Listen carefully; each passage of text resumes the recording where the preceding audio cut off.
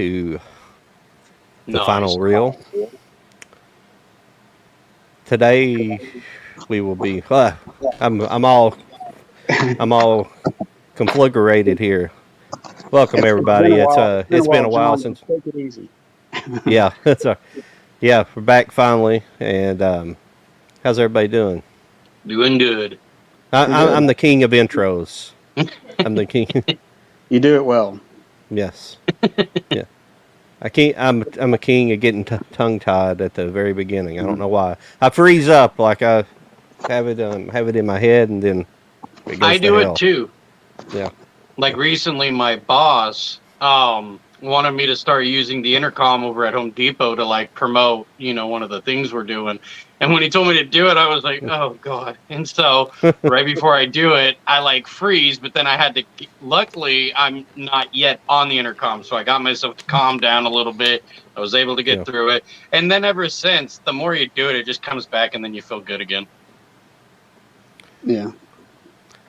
Yeah, it's been a while since I'm getting an echo from somebody. I don't know who it's coming from, but it's all right. It's been a while since I've been on here. I kind of got back in. I kind of apologized to both of you because I just got in a bad place with my eyes, and it just frustrated me. I couldn't see the screen. It got to the point where I couldn't see like the super chat, so that's why I ended up kind of having to drop out doing live streams until I got my eyes working. No worries. So it took me a while. So, but hopefully we'll be able to get back on track with both the shows and have some that'd be cool. Have some good time. So. Oh yeah, Hey, because I think the last one we did was Thor: Love and Thunder. I think. Yeah, I believe so. Yeah. Was I wearing glasses last time we did one? I think I just recently had to start wearing glasses, so I don't know. I can't remember. So. It's been a few months ago, but yeah. Yeah, technically I don't have to wear glasses. I end up having the cataract surgery, but I have to wear for close up. I have to wear reading glasses. So. Yeah. That's about it. Yeah, I got a really bad astigmatism in one of my eyes, and it's just all of a sudden it came out of nowhere. 40-some years old, and like yeah. So my cataracts. Well, I've had cataracts for about 7 years, but they never have been bad, and then all of a sudden they just like overnight, like my eyes were blurry, and my left eye got so bad I couldn't really see anything out of it, and it was bad. I had to stop driving there for about a month, and I got a really bad left eye too. That's where it's all. Yeah, I couldn't even. My distance and night driving was all messed up, and I was like, I had to get it checked out. Yeah, I had to. Actually, my cataract surgery it's a astigmatism correcting lens, so I don't have to wear glasses normally though. So it's pretty nice on that end. Anything about 4 feet away, so like basically I've got my high definition back. I think the whole time since I've had my OLED TV, I've never been able to see it in its full range. Yeah, because my eyes have been bad for the last several years since I've had it, and speaking of OLED TVs, some of the movies that have recently came out, physical media wise, the movie 8 Mile, because after watching that, I was like, you know what, the transfer, it's definitely a step up from the Blu-ray, but definitely like an OLED style type of movie for sure. Yeah, pretty good. Oh yeah, especially Escape from Alcatraz. I think that would be more of an OLED too. Yeah.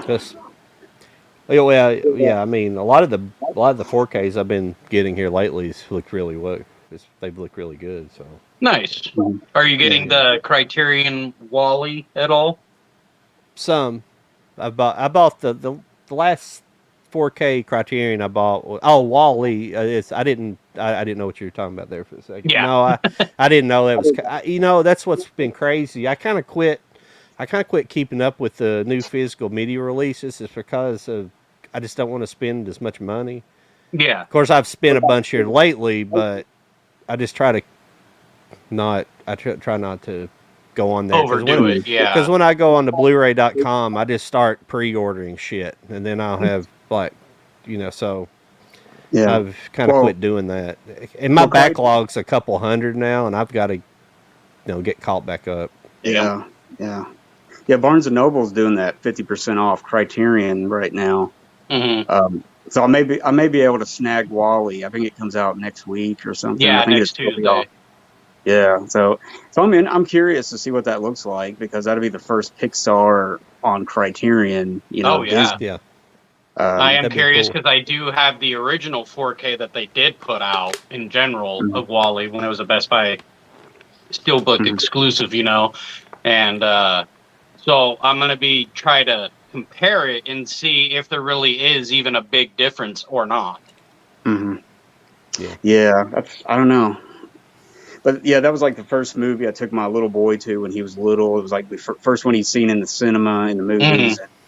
And so it's always been one of those movies. So we're going to check it out and see what it looks like. And well, I have a good question for both of you. I made a little video and I put it on my TikTok, of course.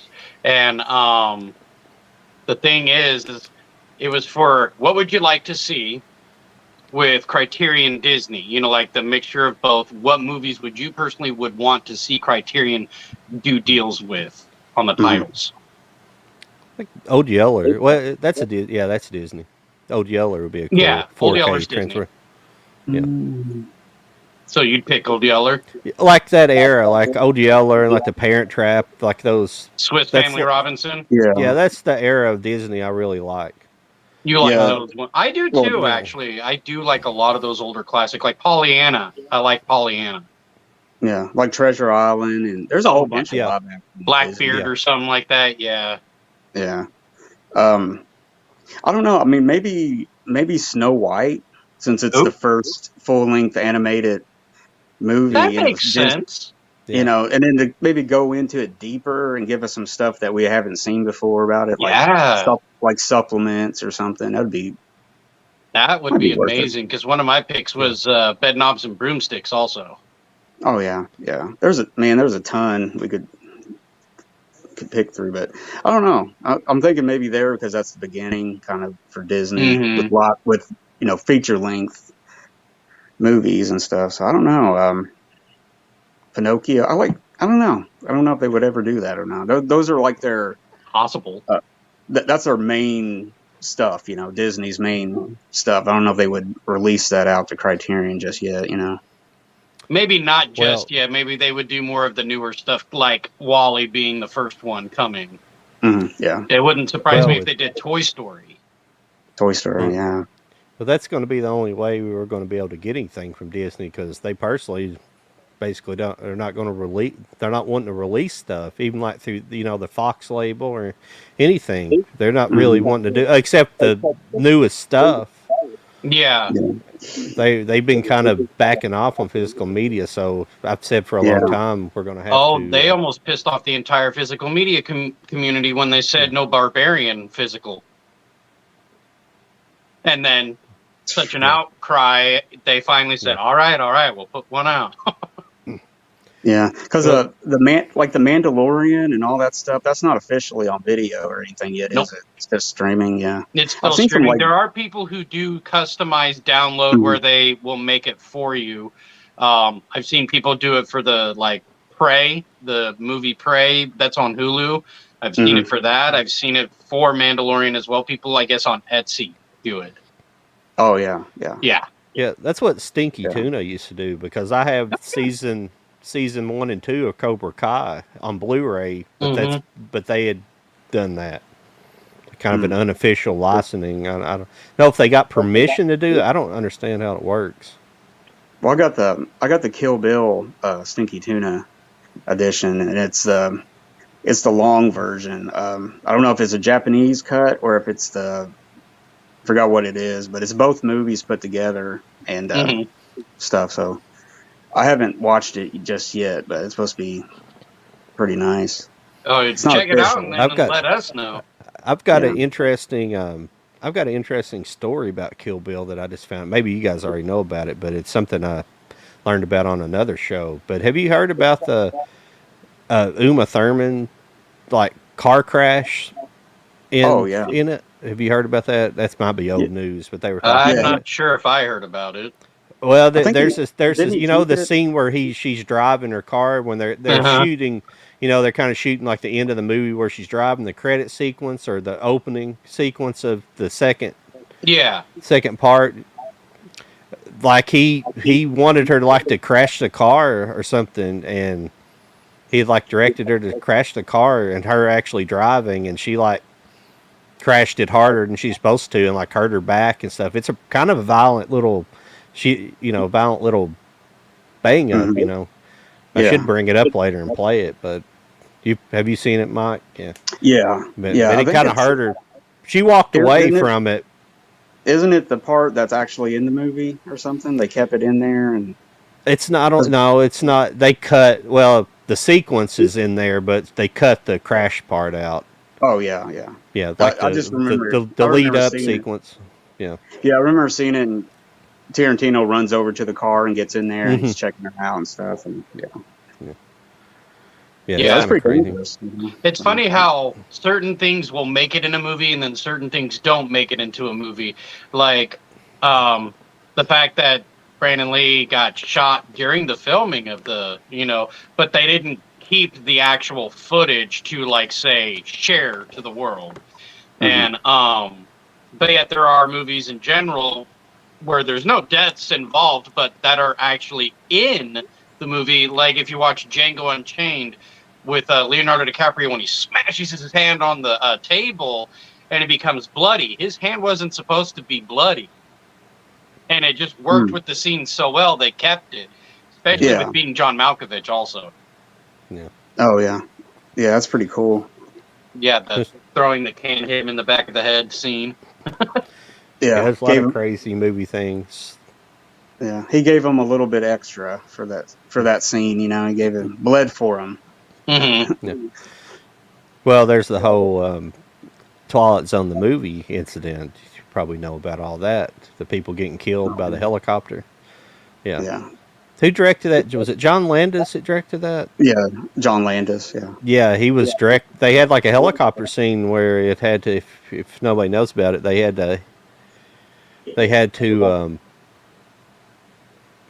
They wanted a helicopter to come in close to a group of people, like swoop down low, and he kept directing them to go lower and lower.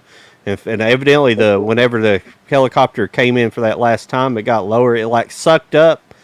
Something got on the prop, the blades, and it caused them to fail, and it crashed into and killed it, and it decapitated two people. The rotor blades decapitated I think I remember two there was people. footage of Yeah. that. Yeah, some of it survived. Yeah. Yeah, and then the other actor, he died. The main guy, he's like rescuing these two kids or something. He's got like one on each arm, and then the helicopter comes down and it basically chops them all in half, just like that, you know. Mhm. But yeah, that was one of the most infamous, you know, on-set murders for a long time until I don't know, maybe until Brandon Lee, and then recently with Alec Baldwin. Yeah. yeah, the Alec Baldwin thing, which he's still trying to get clear his name on that. You know, he's like, I don't know what's ever going to come of that. You know, I mean, a he's channel still doing stuff. a channel that I follow, America's Untold Stories. They covered it since the beginning. Like they have a whole series of, like they show all the interviews from the lawyer interviews and the detective interviews with all of them. And yeah, I mean, I think he's trying to sue people, and it's all a whole mess, like you were saying. Yeah. Mhm. But but the FBI concluded that he definitely pulled the trigger. I mean, if you know anything about the Peacemakers, which I have a couple of them, and they're single action, and there's no way to get the hammer to fall without pulling the trigger, especially if it's fully cocked. Mm-hmm. But So, but even then, though, yeah. the Master of Arms, it's really their fault because they handed him a gun and he's just like expects to use it like normal, Yeah. and it, you know, There's body cam footage of the girl who I guess supplied the gun to Alec. There's body cam footage of her being talked to, questioned, and all that kind of stuff, and her saying, "My career's over. My career is over," because her background came from her dad, because her dad did special effects and all that kind of stuff, and so she got trained to do it. And this is her one big, like, I believe it was an accident. It wasn't intentional. I mean, but I don't know. I mean, because most of the time it's just accidental. It's not like it's on purpose. Yeah, it was. I guess I think they call it negligent homicide. It wasn't. It was an accident for sure. But the crazy thing is the amount of live bullets that were everywhere. There's a lot of pictures, and there's like definitely live rounds like mixed in with all like their prop stuff. It don't make any sense like throwing that in for like because how many westerns have been made? You know, me and Mike are big westerns. At least how many westerns have been made throughout the years where they've had blanks and I mean there may have been some incidents that just were covered up back in the day we don't know about, but out of all these movies, you know, it's just a freak accident, you know. Even Brandon Lee was freak because it wasn't a live round that killed him. It was basically just a piece of debris got stuck in the barrel, and then when they fired the next blank, it blew that debris out, and that's what killed him. Yeah, it was like because it don't. And I think there's another movie a guy actually killed himself by he put the gun to his head, and it was like the kind of same thing, but where it was just the cotton wadding, just the force of the concussion of the gun, it killed him. So, you know, freak accidents happen, but it's just, I just don't understand how live rounds can even be, you know, even near a set like that. You know, I mean, that looks like it'd be a big no-no or something. But I don't know. I guess that's the big thing. They're trying to find out why was live rounds even anywhere near the set. You know. Yeah. Originally, they said that some of the crew and stuff were like out, like target shooting, like between, you know, like on off hours and stuff like that. But if I had a set as an armor, if I had a set, I would not allow any live rounds. Period on set. No, you know, at all. At least not the prop guns, you know. At least nowhere near the prop guns, you know. Just it's just or the ones they're going to use, you know. Just like definitely. Yeah, it's still just. I mean, as many movies that uses guns and stuff. I mean, it is a very rare thing to happen. So I guess it's just. I guess it was. Yeah, I don't know. They just have to take extra precautions now. Yeah. Exactly. You know, and speaking of the Crow, because I know I shared this with John yesterday. Well, not yesterday, but the day before, and he just saw it yesterday. Was Bill Skarsgård is going to be the new Eric Draven, the new Crow, basically. And of course, he kind of poked fun at it because the art looks like it's fan made. And I told him, I said, I hope this ain't what he's looking like, you know. And he went ahead and made fun of it. Oh, well, I'm just tired of remakes, reboots, and stuff. Period. Because I think the original's a classic, and it's like they remade Red Dawn and stuff. You've heard me talk about that stuff a million times. It's just I'm tired of it because it's just Hollywood's devoid of any talent anymore. Well, let me explain myself a little bit. It's been discussed at length on the internet, but the biggest problem is they're having is with all the streaming services is just the talent pool's thinned out. They just don't have enough writers and things like that. And writing, it's not like getting a job at McDonald's where they can just pull any asshole off the street and, you know, cook a hamburger. Any asshole off the street can't write a movie, you know, or write a TV show. And and there's all the identity politics and stuff are going into it these days. Oh, we got to have women doing this and that, and some of them they just don't have not the skill, they just don't have they don't have enough experience to be doing the to be doing it just yet, you know. And in some case, like with She-Hulk and stuff, how bad that piece of shit was. Yeah, I was not happy with that show You at all. know, some of the writers on that, like one of the writers for sure is somebody is echoing really bad. Does anybody Check, listen to check, it check, through our check, check. speakers?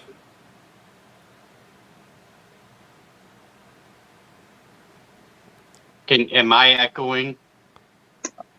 No. I don't think it's me. Let's see.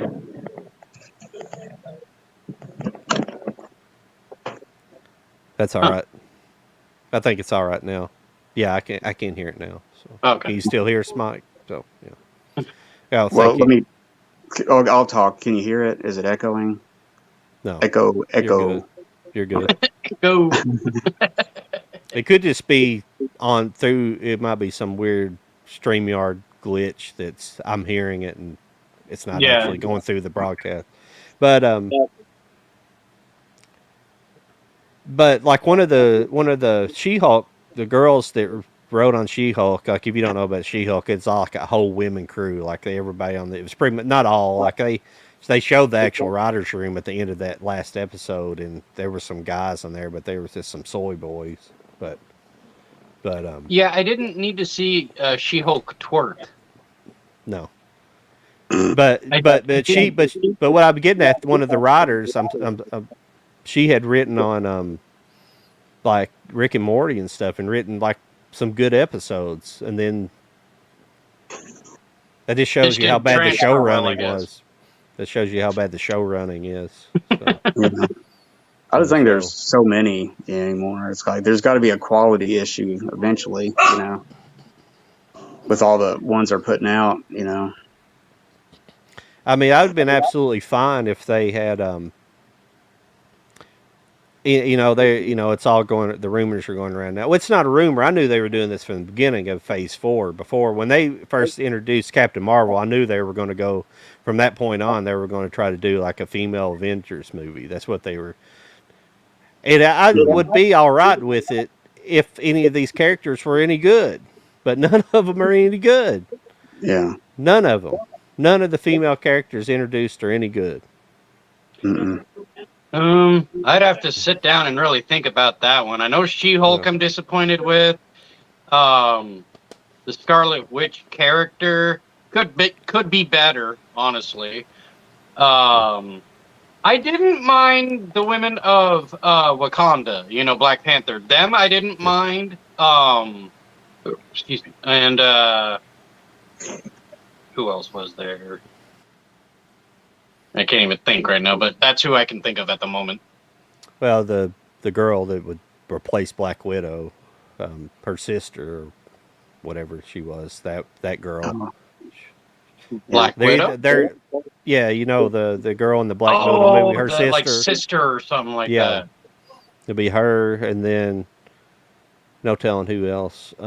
Yeah. I haven't seen Wakanda Forever, and I'm not giving Disney any more like money. Well, no, this one actually turned out to be a good one, though, in my opinion. It looked like shit because Namor was a joke, because Namor is not Central American, for one, and it's just. Yeah, they did change the story, and I get that part. I don't watch them, but I watch a lot of channels that cover them, so I pretty much have seen the whole movie, but covered, so it just looks bad. Like that trailer was terrible. Well, me personally, like I said, I enjoyed it. I thought it was a good movie. I thought Angela Bassett did an awesome job, and like the guy who plays Namor, I mean, I thought he did a good job because he kind of came from like TV and low grade movies from like Mexico and stuff like that, because that's where he came from. Yeah. And this was his first like real big project. I thought he did a good job. Well, I'm not talking about the actor himself. I'm just talking about the representation. No, I know what you're talking about. The Submariner, not the. Yeah. Has anybody seen the Black Adam movie? Not me. I've heard different stuff that it's pretty decent, but I don't know. I haven't seen too many things with The Rock in it that I didn't really enjoy somewhat. You know, he's pretty entertaining. So yeah. Oh yeah, he is entertaining, but I mean, Black Adam. I mean, like because he kind of spoiled shit as it was getting ready to come out. Oh yeah. And that's what I think a lot of people were upset about. It's like, dude, just shut your mouth. Yeah. So I think that's why people might be a little bit more disappointed with it because of that. Hmm. Yeah, Look I'll like just have to see him. Look like Jay Muse is in the chat. Hey, what's up? Yeah. Well, that was cool. Yeah. I don't I'll think. be right back. I'm going to go to the bathroom. All right. Yeah, I'm pretty cynical about the Disney movies, so I keep getting like people I'm having to block because these are, but What, you getting porn bots already? they're just bots. It's just like advertising bots. Yeah. But that Jay Muse seems to be some real person, but I don't think it's the real Jason Muse. But I'm pretty sure it's not. But, That'd be weird if it was. yeah. But But yeah. but yeah, I don't know. the Disney stuff is just the whole Phase Force has been terrible. I mean, well, except Spider-Man, but I'm talking about Disney. I'm not Sony. Yeah. But it's been awful. I don't know.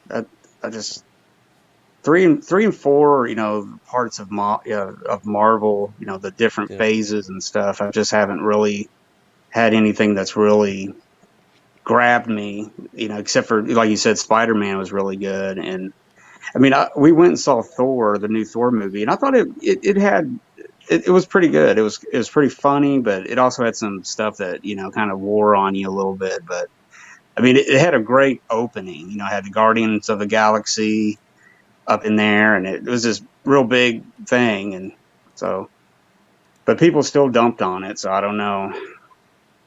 Maybe I'm just being optimistic for Marvel, but yeah, I don't have any optimism going forward with them. Like I say, I'm not. Well, I mean, I'm kind of being a hypocrite by saying I'm not giving them any money. I have Hulu's and it's got Disney Plus, so I'm giving them an incremental amount of money. But I tell you the truth, something technically that it is part of the MCU that came out. It was a little short. Did you watch that short on Disney Plus? It was Werewolves at Night. It came out around Thanksgiving. Came out around Halloween time. Halloween, yeah. It came out around Halloween, and it was just. It's like I think it's a what I would consider it a short. I think it was less than an hour, maybe 30 to 45 minutes. And it was like done in the style of like old school monster movies. It was black and white until the very end. It changed to color at the very end of it, but it was black and white throughout, and it was kind of like it was actually kind of good. I'll have to check that out. But it's considered part of Marvel. It's a Marvel property. So. Yeah, I wonder. I don't know. I mean, I wonder one day they could do something like that, kind of like the movies back in the 40s, like Frankenstein versus Dracula or something, but have some kind of comic book spin on it or something. But I don't know how that would happen, but just something different, something to give the whole thing a jolt, get it going, because I don't know. Yeah, I don't know how this project slipped through the cracks, but it didn't have any woke crap in it, and it wasn't like really identity politics driven stuff. It was pretty it was pretty good. Yeah, and like I'm saying, it was kind of done in that old style, but it's kind of about they go on like they have to. It's like a monster hunt, but it turns out that one of the monster hunters actually is the monster. He's just trying to free the other monsters. Oh, okay. And but they find out about him, and they force him into turning into the werewolf. And I don't need to tell you much, because I'll tell you the whole thing where it's a short. It's pretty, it's short, obviously. But what did you think about Van Helsing that came out back, 2004 or 3 or whatever? I liked that movie. Yeah. Yeah, it had a lot going for it. It had some atmosphere and stuff, and then the story kind of fell apart. But man, it was kind of cool, to see it on the big screen, and they really started in black and white, and it looked really good, and then it just kind of just some of the stuff just went haywire in it. But yeah. I was going to wait for, let's see here. I've got some notes written down of things to talk about. Yeah. Oh, like, I was wanting to apologize for you. Like, I think it was one of our last streams or something. Like, I told you I don't want to talk about politics on here. And it's just when I was going through, I was just not in a good mind space. So you can talk whatever you want to, and I don't mind to talk about it. Obviously, I've been going on about it tonight, but yeah, I apologize for that because I just got kind of carried away. So yeah, I don't mind to talk about it. I just wasn't in the right mind space or not. So yeah, I was kind of got wore out this summer too, man. I just with the heat and all kinds of stuff. I mean, I haven't filmed any episodes in October. Last month, I haven't done anything for a while. I'm kind of just took a small little break. I've been busy, stuff. So yeah. Yeah, I haven't been very active on my YouTube channel, so I mean, I put some things out, but very like spaced in general. So I've noticed that I've been doing a lot better on TikTok. So I'm debating if I just want to, do my creating on there, and then use my channel for like when we do our Cult of Collectors, episodes. Yeah. Yeah, I don't even have TikTok. I deleted it a long time ago, a couple years ago. Well, with your editing skills, I told you before, I think you would do really well. But, of course, that's up to you. I'm not going to tell you to do it. Yeah, it's kind of crazy, though. Like our TikTok, the American TikTok, I mean, all that stuff about it being Chinese owned, all that stuff's true. I mean, it is, but it's funny, like the Chinese TikTok, it's all like, it's all about national pride and stuff in there. Like they put things about their, what they're doing in the country. Obviously, it's propaganda it's propaganda for their own people, but ours is just like this fucking nightmarish hellscape of degeneracy, Yeah. And I know all the stuff isn't like that, but a lot of it is, and it's just, it's fucking people up, especially these younger kids that, they're having, it's causing mental health issues and things like that. We're older, I'm sure you can, you just do your thing on there. It's fine, but it's just not for me. I'm a little too old for it myself, and I'm just, not as interested. I'm surprised by the crowd I have. I have people, I mean, not too far in young age, and people that are not too far in old age either that are following me, and I follow them back. One of them is called the Cool Ghoul. I think his name is Nick, and yeah, he's kind of an older guy. He could be around my age, actually. He just looks older than me. But he's very horror, enthusiast. Well, what I didn't like about it was when I was on there, you start getting a lot of girls coming up. It's like things like that, and like but it would be putting like young girls in there, like obviously 13-year-old girls and like bikinis and stuff. So when I started seeing that, it's like fucking, I'm getting rid of this because this is just. This is it's all kinds of stuff on there. Yeah, I think I have like maybe 5 or 6 little videos that I've just toyed around with. There's nothing really serious, just weird stuff goofed around with, really. Yeah. But Charlie, that is the way of the future. In fact, there's this one YouTuber I like to watch, and he made a video about how he believes YouTube will be defunct. I don't think it will be, but defunct in 5 years because of TikTok, because of that short video format. Just because even YouTube is trying to get into that game. The shorts, yeah. And I don't think it'll be completely gone, but I think it's just people's attention spans get shorter and shorter. It's not even that, but apparently YouTube is kind of cracking down on free speech too, because you can't even say the word fuck in a sentence because otherwise it's like, oh, kind of goes against community guidelines, no bullying, da da da da, and it's like I'm not even bullying. I just got the word fuck. Well, Yeah. especially if you're monetized, like when you get monetized, like you lose like everything. Like if you're not monetized like us, we can say pretty much what we want to, unless Yeah. we just start, we start a KKK rally or something on here. That probably wouldn't fly, but like it's like cursing and stuff. But that's all. The worst thing about YouTube is you kind of gotta, if you want to be successful, you gotta kind of censor yourself. And Yeah. I think it's That's why a lot of people just live stream. That's why a lot Yeah. of people just live stream, because especially if you're monetized, you get super chats and you still get your super chats. oh yeah. Mhm. And Rumble's a good. It's well, Rumble's a good platform, but it's definitely got a lot of, like, YouTube holds the patents on a lot of on most of the way everything's set up. The video format and everything. Yeah. So it's hard Music. for other channels to build something new. So it's hard for them to. So there's things about or not TikTok, but Rumble I don't like. Like I don't like, you can't, like on a live stream, you can't pause it. If you want to leave the room, you can't pause it and come back. You just got to let it play, and you can't rewind it. If you join in on a live stream, you can't rewind it back to the beginning of it and start from the beginning. So it's got some So it issues has its like own that. faults.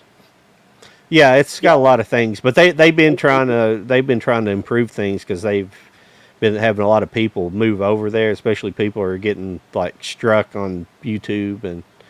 But I think that's what I think that's what's going to happen with Twitter. I think Musk is going to try to get into he's going to try to compete with YouTube. Mhm. And Yeah. I even tweeted it out. I tagged Elon in the tweet in itself, saying maybe Elon should buy YouTube now because of its bullshit. yeah, that's true. That's right, YouTube. I said it. Yeah. Well, I think YouTube will continue because there's still people that want to see the 10-minute plus videos too, and stuff. So I mean, There's Yeah. some I don't know. creators that I watch on there in general that are like 10, maybe 15 minutes. Yeah. Well, I Yeah, personally so like long form myself because I like documentaries, but Yeah, I like documentaries too. yeah. So. Yeah. I mean, and if you get, some good people that know what they're talking about, you can put it on, listen to it while you're doing something, and it's just Mhm. as professional as anything, So Yeah. that's kind of what Oh, I yeah. do a lot of. So, but Yeah. And I recently got this in the mail, and I'm super happy to have it because it's an out of print soundtrack. No, Don't wow. tell mom the babysitter's dead. that's probably a that, good that one. looks like crispy, new looking. It looks like clean, new plastic. Well, Jewel it was case, like new condition. In other words, the CD is in great condition, and of course the case has like fingerprints and certain things like that on it. But Mhm. other than that, it's like in really good condition. Really good condition. That's cool. Yeah. Yeah, I collect soundtracks and scores. Yeah, I wish all of my old CDs I hadn't destroyed them. Pretty much, that's why. Like I've told you, I kind of like Spotify because for when it came to like DVDs, Blu-rays, and stuff, I've always kept immaculate. But CDs, I never could. Where I would have them in a car, and I'd just throw them in the seat and stuff when I was trying to drive. They got scratched up. Mhm. Like that's what I was saying. I used to have I may still have it. I'm gonna try to find it. I had that Angus soundtrack. I had the disc left, and that's been a cool one to have because it's probably very rare. Have you ever tried to look for it? Oh yeah, I've tried looking it up, and I've even tried, looking at other soundtracks itself, like one that's out of print, that's going for like quite a bit of money, like over $50, is Fried Green Tomatoes score. Yep. That's weird. Like all those are early '90s soundtracks, except for Angus. But those other ones are early '90s. Well, Angus is 1995, I think. Yeah, it's around there. Mhm. Yeah, 95, 96, something like that. Yeah. Yeah. That's one of my favorite movies. I'm trying to see if Charlie Talbert, the guy who plays Angus, if he wants to join John, Jody, and I for a live stream, because he's done one for me on my channel originally when I called it Raging Entertainment. And he was nice to do that then, and see if like he'll want to do something after Thanksgiving. Yeah, that'd be cool. Oh yeah. I'm basically Instagram friends with the guy. That's good. And I'm friends with That's good. Donkey Lips too. Who's that? Salute Your Shorts, Donkey Lips. I don't know who that. Nickelodeon from the 90s. Oh, well, yeah, I didn't watch. You didn't watch those shows? Well, see, the problem is, like I was telling you before, like where I grew up at, like in the 90s, most of the 90s, I lived in a little small town, and we didn't have anything hardly on our cable system. We didn't have Nickelodeon and Comedy Central. That's why I came such a Mystery Science Theater freak later on in life, because I couldn't ever watch it. Like my friends would go, like their dad lived in the town I live in now, and they had it, and they would go see him on the weekends, and they'd come back and say, "Yeah, we watched this show," and I was like, "Man, I can't." It kind of sucked. Yeah. Mm-hmm. Like because I was gonna say that's what I had to do back then. I'd have to go to my grandpa's house to watch Mystery Science Theater, because we didn't get Comedy Central either, especially on Turkey Day when they would have a marathon, and stuff. Oh yeah. I at one point in my life I did have that struggle where we didn't have like the really cool channels, MTV and all that stuff, and one day people around town would get this thing called the box, basically, and it was almost like hacking into the cable system and getting all the channels without needing to pay for it. That's pretty cool. I think I heard about that. Yeah. Yeah, for us it was called the box. That's pretty cool. Yeah. Well, yeah. Well, when I was little, you could put a little splitter. You could go out, if you could climb up a pole and get one of those splitters and tie it on there, you could get free HBO and stuff. Back when you only had like 3 or 4 channels and stuff. I remember that in the early '80s briefly. That I think my dad had one. So that's a interesting music tidbit. You probably remember it, Mike. Charlie, you're not too far from our age, but you might be a couple years too young to remember. But like one of the first videos I remember on MTV was the Warrior. Do you remember the Warrior? Yeah. The song called The Warrior. Yeah, and it was Patti Smythe. But I can't remember the name of the band. She was in a band at the time, but Patti Smythe was a really good singer.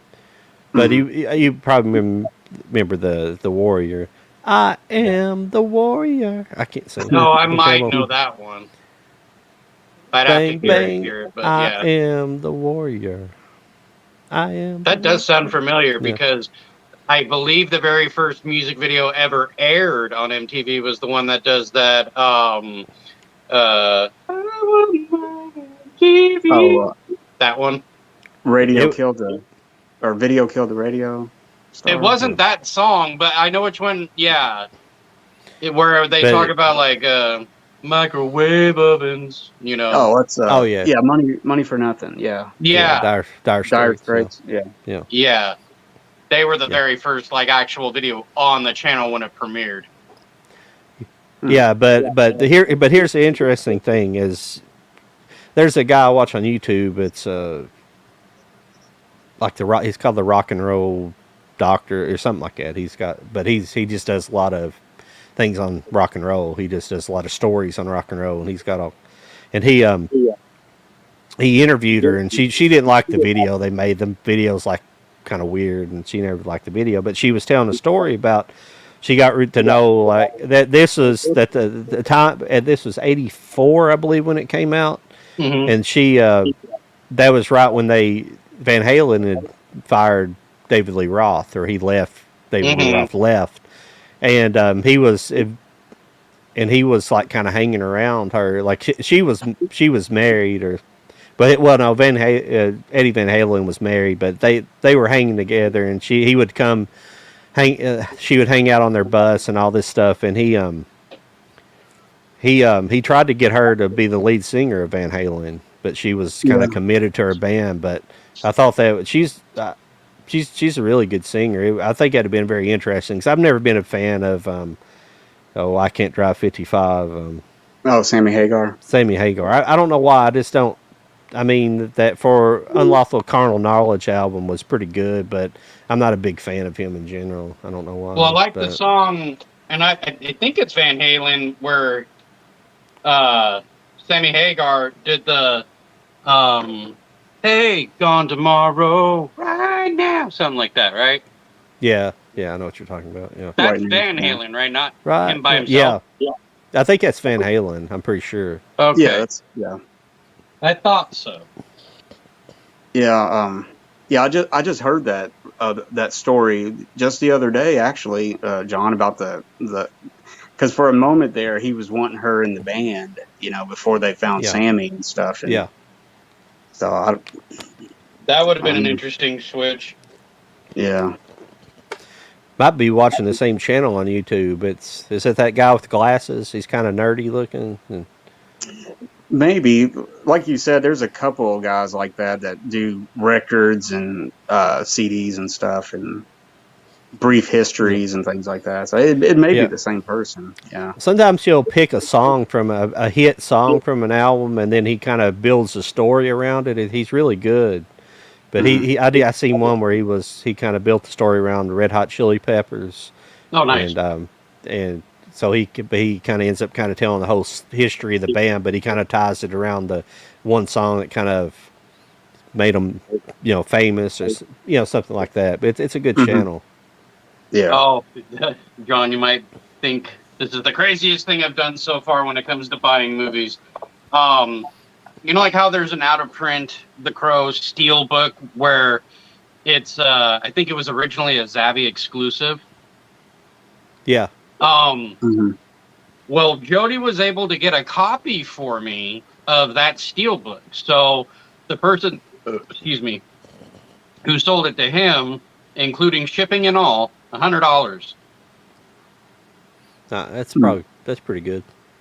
I mean, compared to some people, yeah, but I mean, at the same time, it's the first time I've ever had to buy something for one movie, for that much. Yeah. I only have the DVD of The Crow, and I've been wanting to upgrade. So it's like I'm working with the DVD, So it's like anything would probably look a little bit better. So.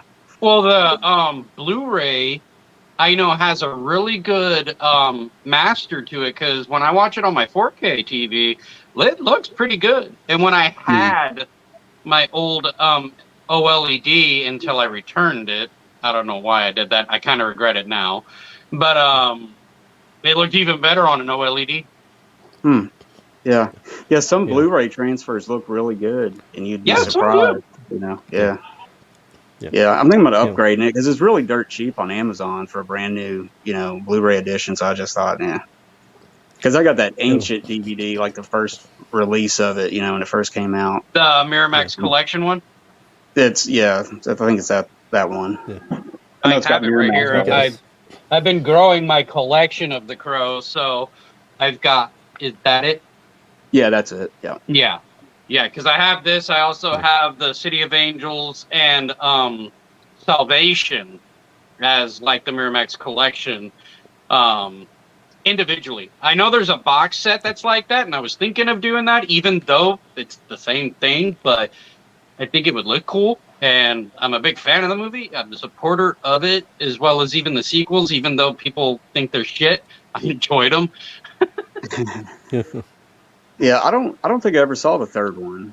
I barely remember the second one. But the third one had the actor Eric Mabius and Fred Ward and Kristen Dilge. Wait, is that the last name? No. Kristen, she was the from the movie Bring It On, An Interview with the Vampire. Forgetting her last name. Kristen Dunst? Dunst. Thank you. Dunst. Yeah. Dunst. I knew it was with a D. I think what I accidentally did is mixed it with an old friend's name. Did you know there was a fourth one? Mm-mm. Yeah, it's called Wicked Prayer. And that's Edward Furlong as the Crow. Oh yeah, That's interesting. Straight to DVD, no theatrical release or anything like that. It was literally made in less than a month. Wow. Did you say earlier that any they're good? going to reboot it or something? The Crow. They're gonna be rebooting it, yeah, with Bill Skarsgård, the guy who played Pennywise in the movies. Yeah. Mm-hmm. Yeah. Oh, and he's actually going to be in the new John Wick as the bad guy. Pretty cool. Now, John Wick, those are awesome movies. Yeah. Yes. Yeah, I like it. So number 4, I'm excited for. What about you guys? Yeah. Yeah? Yeah, definitely. Yeah. Yeah. Did you see The Northman? I haven't. That was pretty good, actually. I liked it. And it's I an need to pick it A24 up. film, right? Yeah. Yeah. I've been slowly getting into their movies. I still need to watch, like, even though people still pronounce it Midsummer, when it looks like it's saying Somar because of the O. Mm-hmm. But I still need to watch that. I did watch The Lighthouse. I actually did enjoy it, even though it was weird as hell, but I did like it. Yeah. And I want to see the new Brendan Fraser movie, The Whale, from A24. Yeah. Oh, yeah. I've heard some buzz on that. Oh, I've heard nothing but good. Nothing but good. Yeah. And I miss Brendan Fraser because he was Army of Darkness. Yeah. Oh, yeah. That looks good. I've been buying I just been buying mostly just the regular 4K releases. There was a steelbook of this, but I didn't. I'd have probably bought the steelbook if they had it, but nobody had it around. If you're interested, John, there's a girl I'm talking to right now. She's actually selling all of her steelbooks. So if there's anything you want to look at, she sent me a list. I can send it your way, and you can see what movies they are on the list. Okay. Yeah. The thing that sucks about this, it's very disappointing, is the theatrical cut. It's the only version in 4K. The other two, the director's cut and it's just a theatrical cut and there's a theatrical cut on Blu-ray and then there's a director's cut on Blu-ray, but then there's an international cut on Blu-ray. There's like 4 discs and they only transferred that's what sucks, It's like I want to see the director's cut and that was kind of lame. They should have put at least the international too. It's 4K. Give you a choice. Yeah, I recently watched the Wayne's World 35th anniversary 4K. 35th? No, 30th. 30th-ish. I think. Yeah, it might be 30. I think it's 30. But it's not too big of an upscale. Yeah. Oh, what was that one, John? Giant.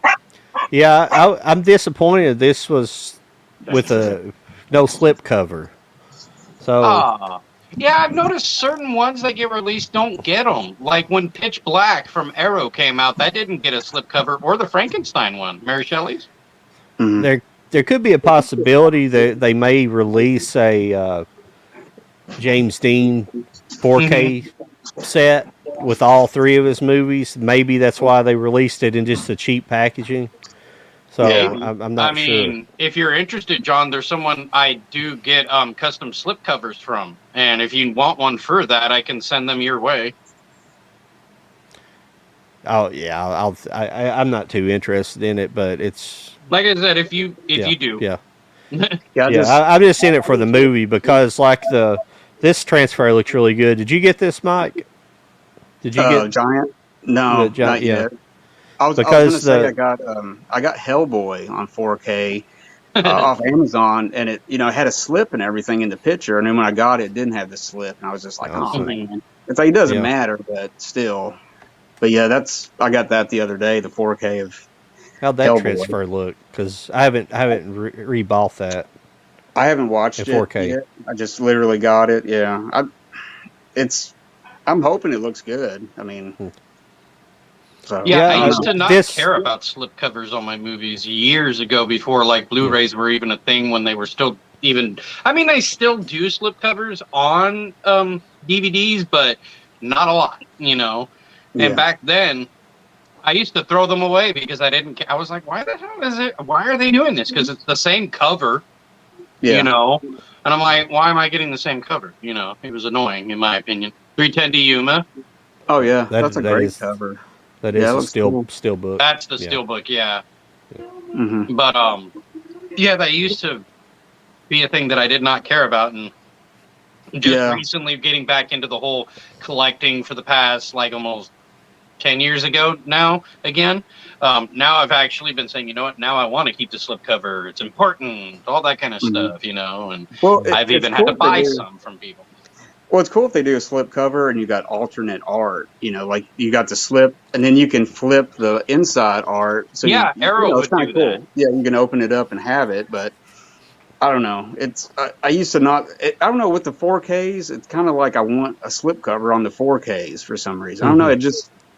I don't know. Maybe it's just me, but the Columbia Classics, they do that too. Not where it's like reversible, but when you take the slip cover off, it's the original, like almost poster art in a sense that came with the. Yeah. That's But what I was going to say, Mike, I don't know if you ever got the Blu-ray of Giant, or really that whole.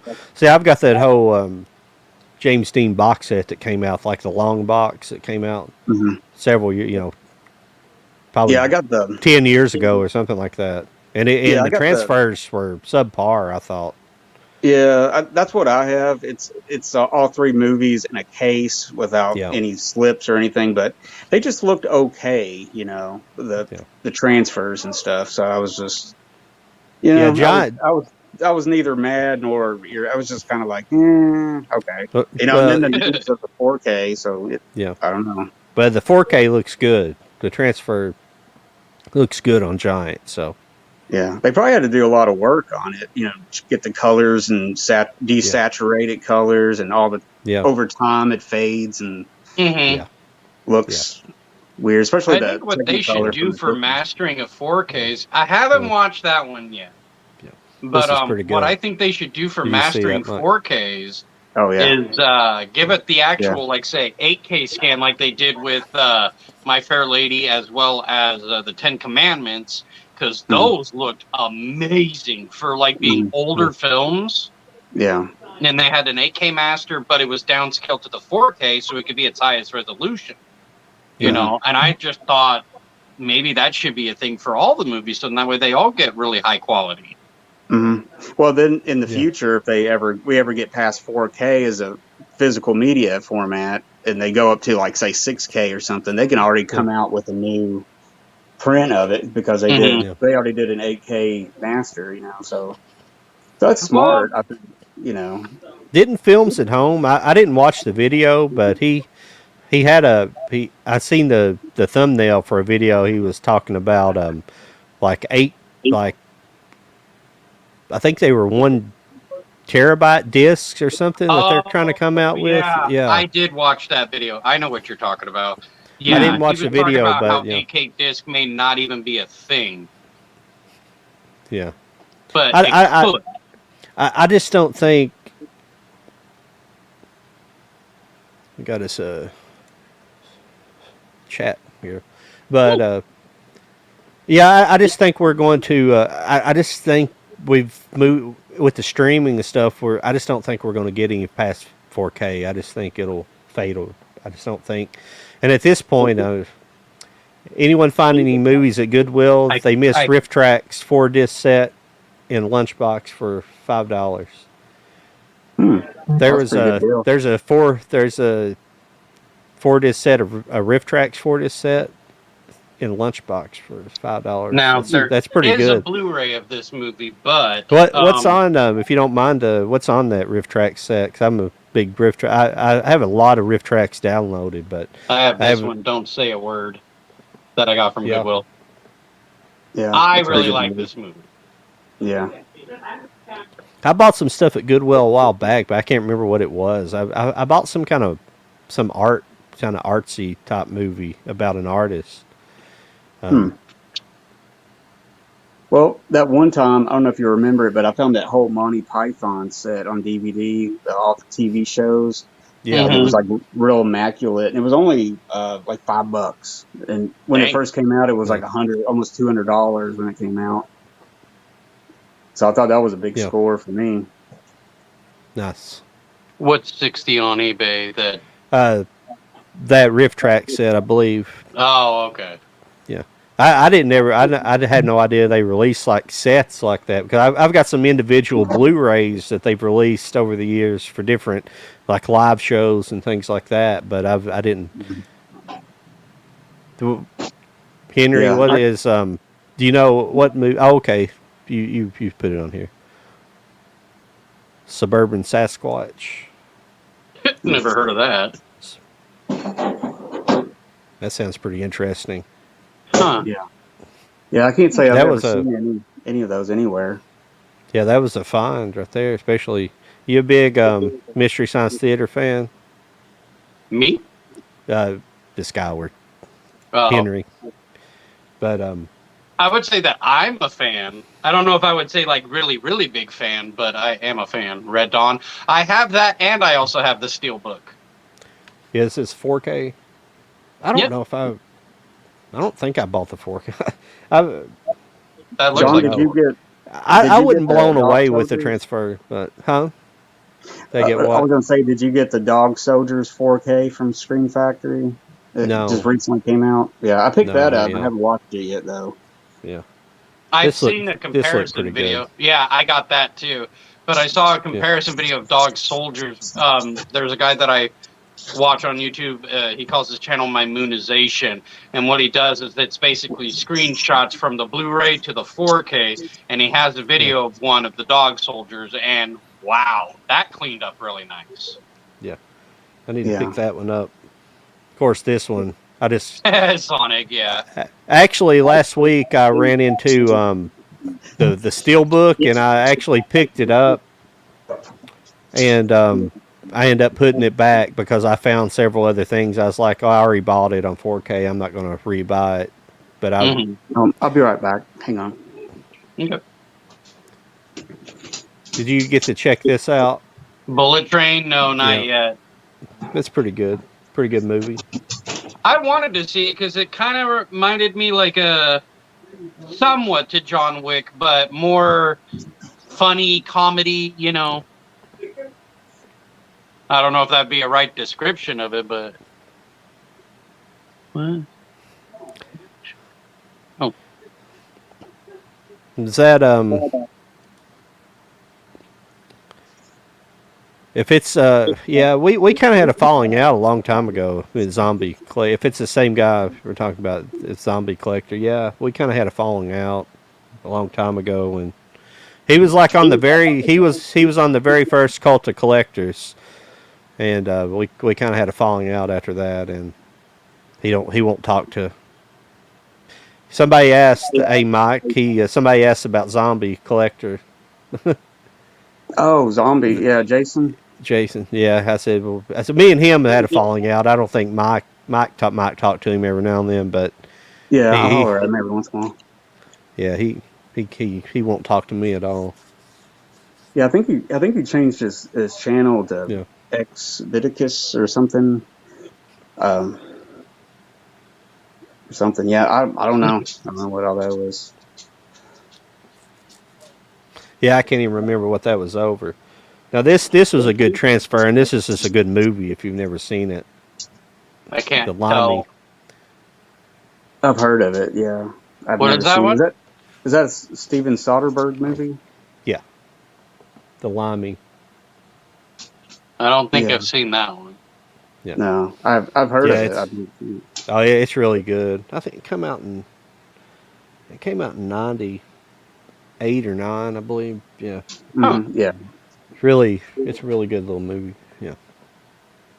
yeah, that's cool. Sorry, I Mr. was Bean gonna show needs a everything. Blu-ray set. Yeah. I bought a DVD. I bought there's not really that many episodes actually, and I bought a DVD set of it once at Half Price Books, Mm-hmm. and I got home and it was like it had the discs were like destroyed on the inside of it. You couldn't like the way it was packaged. You couldn't when you shook it. It didn't sound like it had a floater in there. But it But when did. I opened it up and the discs were like broke or like completely fucked up. Yeah. Yeah. I hate I've it when had that those little moments. hub thing breaks. One of them breaks, Yeah. you know. Just Yeah. Well, like when I've bought them from Best Buy online, you know, there's been like 2 times that I know of where they sent me the wrong movie. Yeah.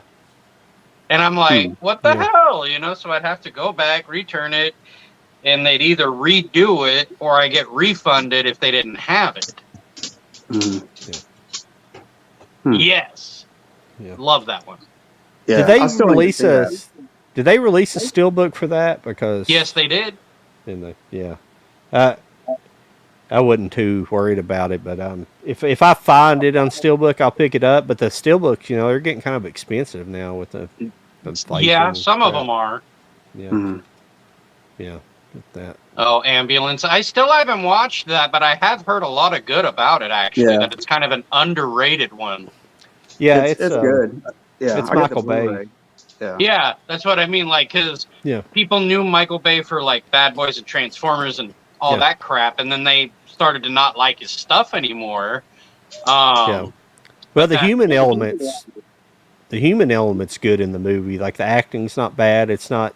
Mhm. There's some like kind of rush lines here and there, but it's for the most part the human part's good because it had to be because there wasn't a bunch of. In fact, there's very except maybe there's special effects, but it seems to be a lot of practical. Wouldn't you say, Mike? Yeah. Because it's basically a car chase movie in an ambulance. The Yeah. whole movie's moving. And Yeah. that's what I like. I liked that he kind of got back to practical and didn't have a ton of like big CG. That's what I and miss stuff. in movies, is Yeah. practical effects. You Yeah. know, don't Yeah. get me wrong.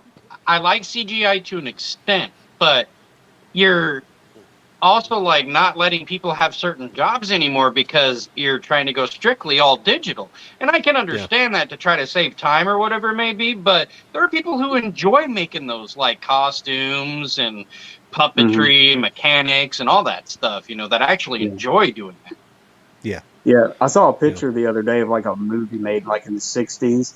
They had like all these extras and they had all this stuff and it was like ginormous, that now they do it all on a computer, but back then, man, you had to, like, the director had to, pull all those people in, and get them this whole huge thing going Like on. It was behind the scenes of Jaws or even Jurassic Park.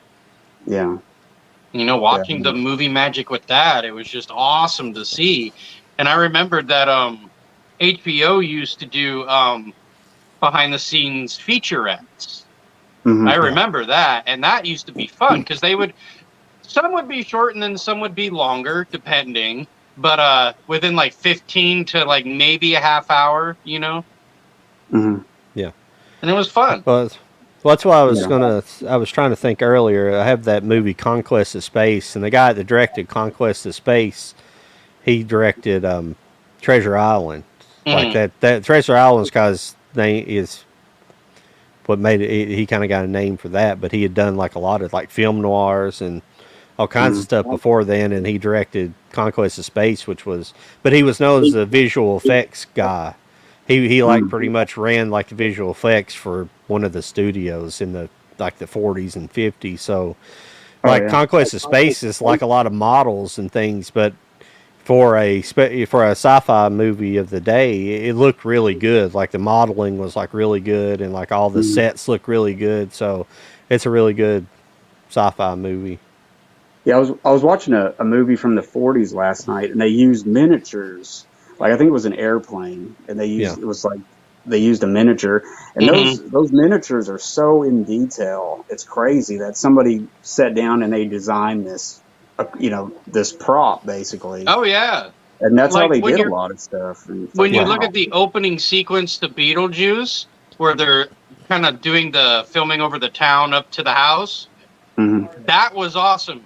Because at first, you don't know that was a model. Yeah. Until they get to the house and then the little spider, over the. Yeah. It's That's crazy, man. I mean, that's so much talent, with those Oh artists and yeah. stuff. I just wonder. Oh, that was another poop fest. Was Lord of the Rings, the the new one? Oh, the new Yeah, show. Yeah, the Okay. yeah, Netflix yeah. or No, No, it's uh, Amazon, I think Prime. Amazon. yeah. Okay, Yeah, yeah, okay, yeah, but yeah. I've heard different stuff about it. I'm But just kind of what like, I was thinking about was the modeling for the original movies, like all mm-hmm, the integration. Like they made a ton of models, like different scale models. It was mm-hmm, insane what they did to build that movie. If you Oh just yeah, watch the appendices, watch all the appendices, and just the amount of detail that went into every bit of that movie, it's amazing. yeah, I agree. And yeah, that's the way you make CGI really work when you add it into with practical. When it's just mm-hmm, all CG, that's the new one. Obviously, it had a lot of problems. It just wasn't talking. It wasn't, and mm-hmm. it was just a mess. Yeah. Yeah. Yeah, I You're mean, right. A mixture of the yeah, two, and it really looks good. It's this was more believable, I this think. was. Yep, I got that too. Casablanca. You know, the problem with Casa, I don't know. I bought it in 4K, but it just doesn't really blow. The movie itself doesn't really blow me back. It doesn't really blow my hair back. Mm-hmm. Like it's considered one of the greats of all times, and I think there's a lot better Bogart movies. See, Yeah. The Treasure of Sierra Madre. Mm-hmm. Um, it's I think a better movie, and Yeah. There's a bunch of good Bogart what's the movies. Katharine Hepburn movies? What's that? Oh, It's right on the tip of my African tongue. Queen. African The Af- Queen's a great yeah, that's a movie. good one. I always forget the name of the one he made with Howard Hawks that came out in the 40s. I can't think of the name of that one. It's a really good one.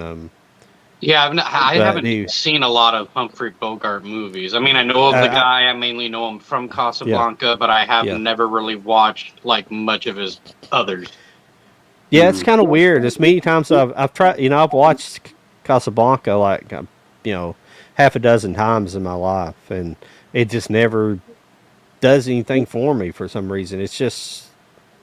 I mean, It's it's like a good story. it's a very small set. It doesn't take. It's not a very broad. I just think there's a lot better World War II movies. Even Mm-hmm. Bogart World War II, he's made some other World War II movies that were really good. It's just I don't know. Hmm. It's just a personal preference. I just don't Well, consider it one of his best. well, like my whole life of like listening to people talk about best of lists and stuff, it's always come Yeah, down to Casablanca and Citizen Kane is the best yeah, movie ever made. yeah, And I don't know, I kind of lean more to Citizen Kane because yeah, Casablanca, when it came out, was just an average, Warner Brothers movie they were putting it out. They weren't trying to do anything too great yeah, with it, but yeah, it I just mean, it won it just all awards. gelled. yeah. Yeah, it all Yeah. worked and stuff, but so I don't know. Oh, Did who you got the guys? Return Did of you the guys? Living Dead for? Yeah, there we Yeah, go. yeah, Yep, I got that. I watched it right away, and Yeah, I was wowed by that transfer. yeah. It That looked was a yeah. good. really good one. Yeah. I actually found part two of that the other day on DVD. Return of the Living Dead Part Two. It's on Blu-ray. Was Oh, it is it? shot in Yeah. Louisville, Mike? I always forget about that. It was Yeah, shot in Louisville, supposedly. wasn't it? Yeah, Yeah. supposedly that scene at the Okay. warehouse is supposedly in Louisville. So I don't know if they actually filmed it in Louisville, but that's where it's I'm supposed to take actually place. friends with Beverly Randolph, the actress who played the boyfriend who got infected, like his girlfriend. I'm Facebook friends with her. Oh, I was okay, yeah. hoping she was friends with the girl that gets naked and is naked through the whole movie. Oh, Oh, isn't that the, the Linnea I punk, mean, they're Quigley? friends in the, real life. They all stay in touch, the punk, especially when the they do punk like girl. Comic Cons or something like that. They all stay Yeah. in touch. Yeah, that girl was Isn't hot. that She's probably Linnea not so much But Quigley? she anymore, did not but age that well. probably No. not. Of Mm-mm. course not. No. Rode I've hard always and put wanted to up do a dry. Comic Con. I've never been to one, and I'm sure they're fun as hell because you do get to meet celebrities and have them sign your shit or whatever it may be. But I've just never done one. Well, Yeah. we have like LexCon here in Lexington. I think it's put on by the. I think the people that put on the San Diego Comic Con, Uh-huh. they have. I think they promote or they. I think it's kind of the same people that go around the different cities and do Mhm. smaller ones throughout the Mhm. year. And I don't ever go because it was every time I went over here, it was just packed, shoulder to shoulder people. It Mm. just wasn't fun. Yeah. And Well, John, did it's you so many hear people. that? Oh, sorry. I was going to say in March, Lexicon's supposed to have uh, Evil Dead director Sam Raimi. Oh, Sam Raimi's nice. supposed to be there. He's supposed to be there all weekend. So That's pretty Nice. cool. Yeah. Yeah, I wouldn't mind Yeah. attending a San Diego Comic Con. That would be fun. Because I'm Yeah. in California, it makes fucking sense. So yeah. it's a long I imagine there's drive, but room I'm for. sure it's Yeah. worth it. Yeah. Yeah. I've heard it's not like it used to be though. A lot of the guys that used to go to it a lot, not anybody personal, but people I listen to on the internet. So they used to go to it. They say it's just not the same as it used to be. I mean, it'd be fun to. Yeah, at one time, me and a couple of friends, we were like, man, we ought to go one year to Comic Con, go out there, and we never did it. And now it's been kind of ruined, just because, I mean, the comic industries went to hell. There's the comics are terrible and not selling, and then the movies are bad. There's nothing I would want to go out there and support. Yeah. I think the only one that I'd be willing is actually a really good one. And I think it's within like a couple of years now. Teenage Mutant Ninja Turtles, but it's called the Last Ronin or Ronin, something like that. Yeah. Mm. Yeah, Yeah. I've got a couple. I've got a couple of those issues. I don't have. I need to look and see if the trade is. Whoops, crap. I need to see if they've ever released the trade on it. I like trades myself. It's besides individual issues. I've always liked all of them together. But Oh yeah. Yeah, the comic books I have are basically strictly the Crow at the moment. yeah, the Haven't last branched Ronin out was yet. that is a good one. They're hit and miss. There's some good ones here and there, and then there's some guys doing some indie comics that are pretty good. But I'm not a big comic book guy. I kind of I just read regular books for the most part. Were you ever a fan of Doctor Who? I can't get into watching it much. I've tried to. I've tried watching it several times, and I liked what I saw, but it's just there's so much of it. I just couldn't keep committing to watching all of it. It's good. Don't get me wrong. The early stuff's good. Now the newer stuff with the woman, Jodie. not supposed to be good. Yeah, just because the Jodie was actually writing's the one that got me atrocious. into Doctor Who. Yeah. Yeah. What I've seen of Doctor Who I like, but I am sort of lost sometimes when you just start watching a random episode and really don't know what's going on with who this person is, or something. So sad. I haven't got too deep in it. Yeah, because like what's sad now is that Disney apparently now owns it.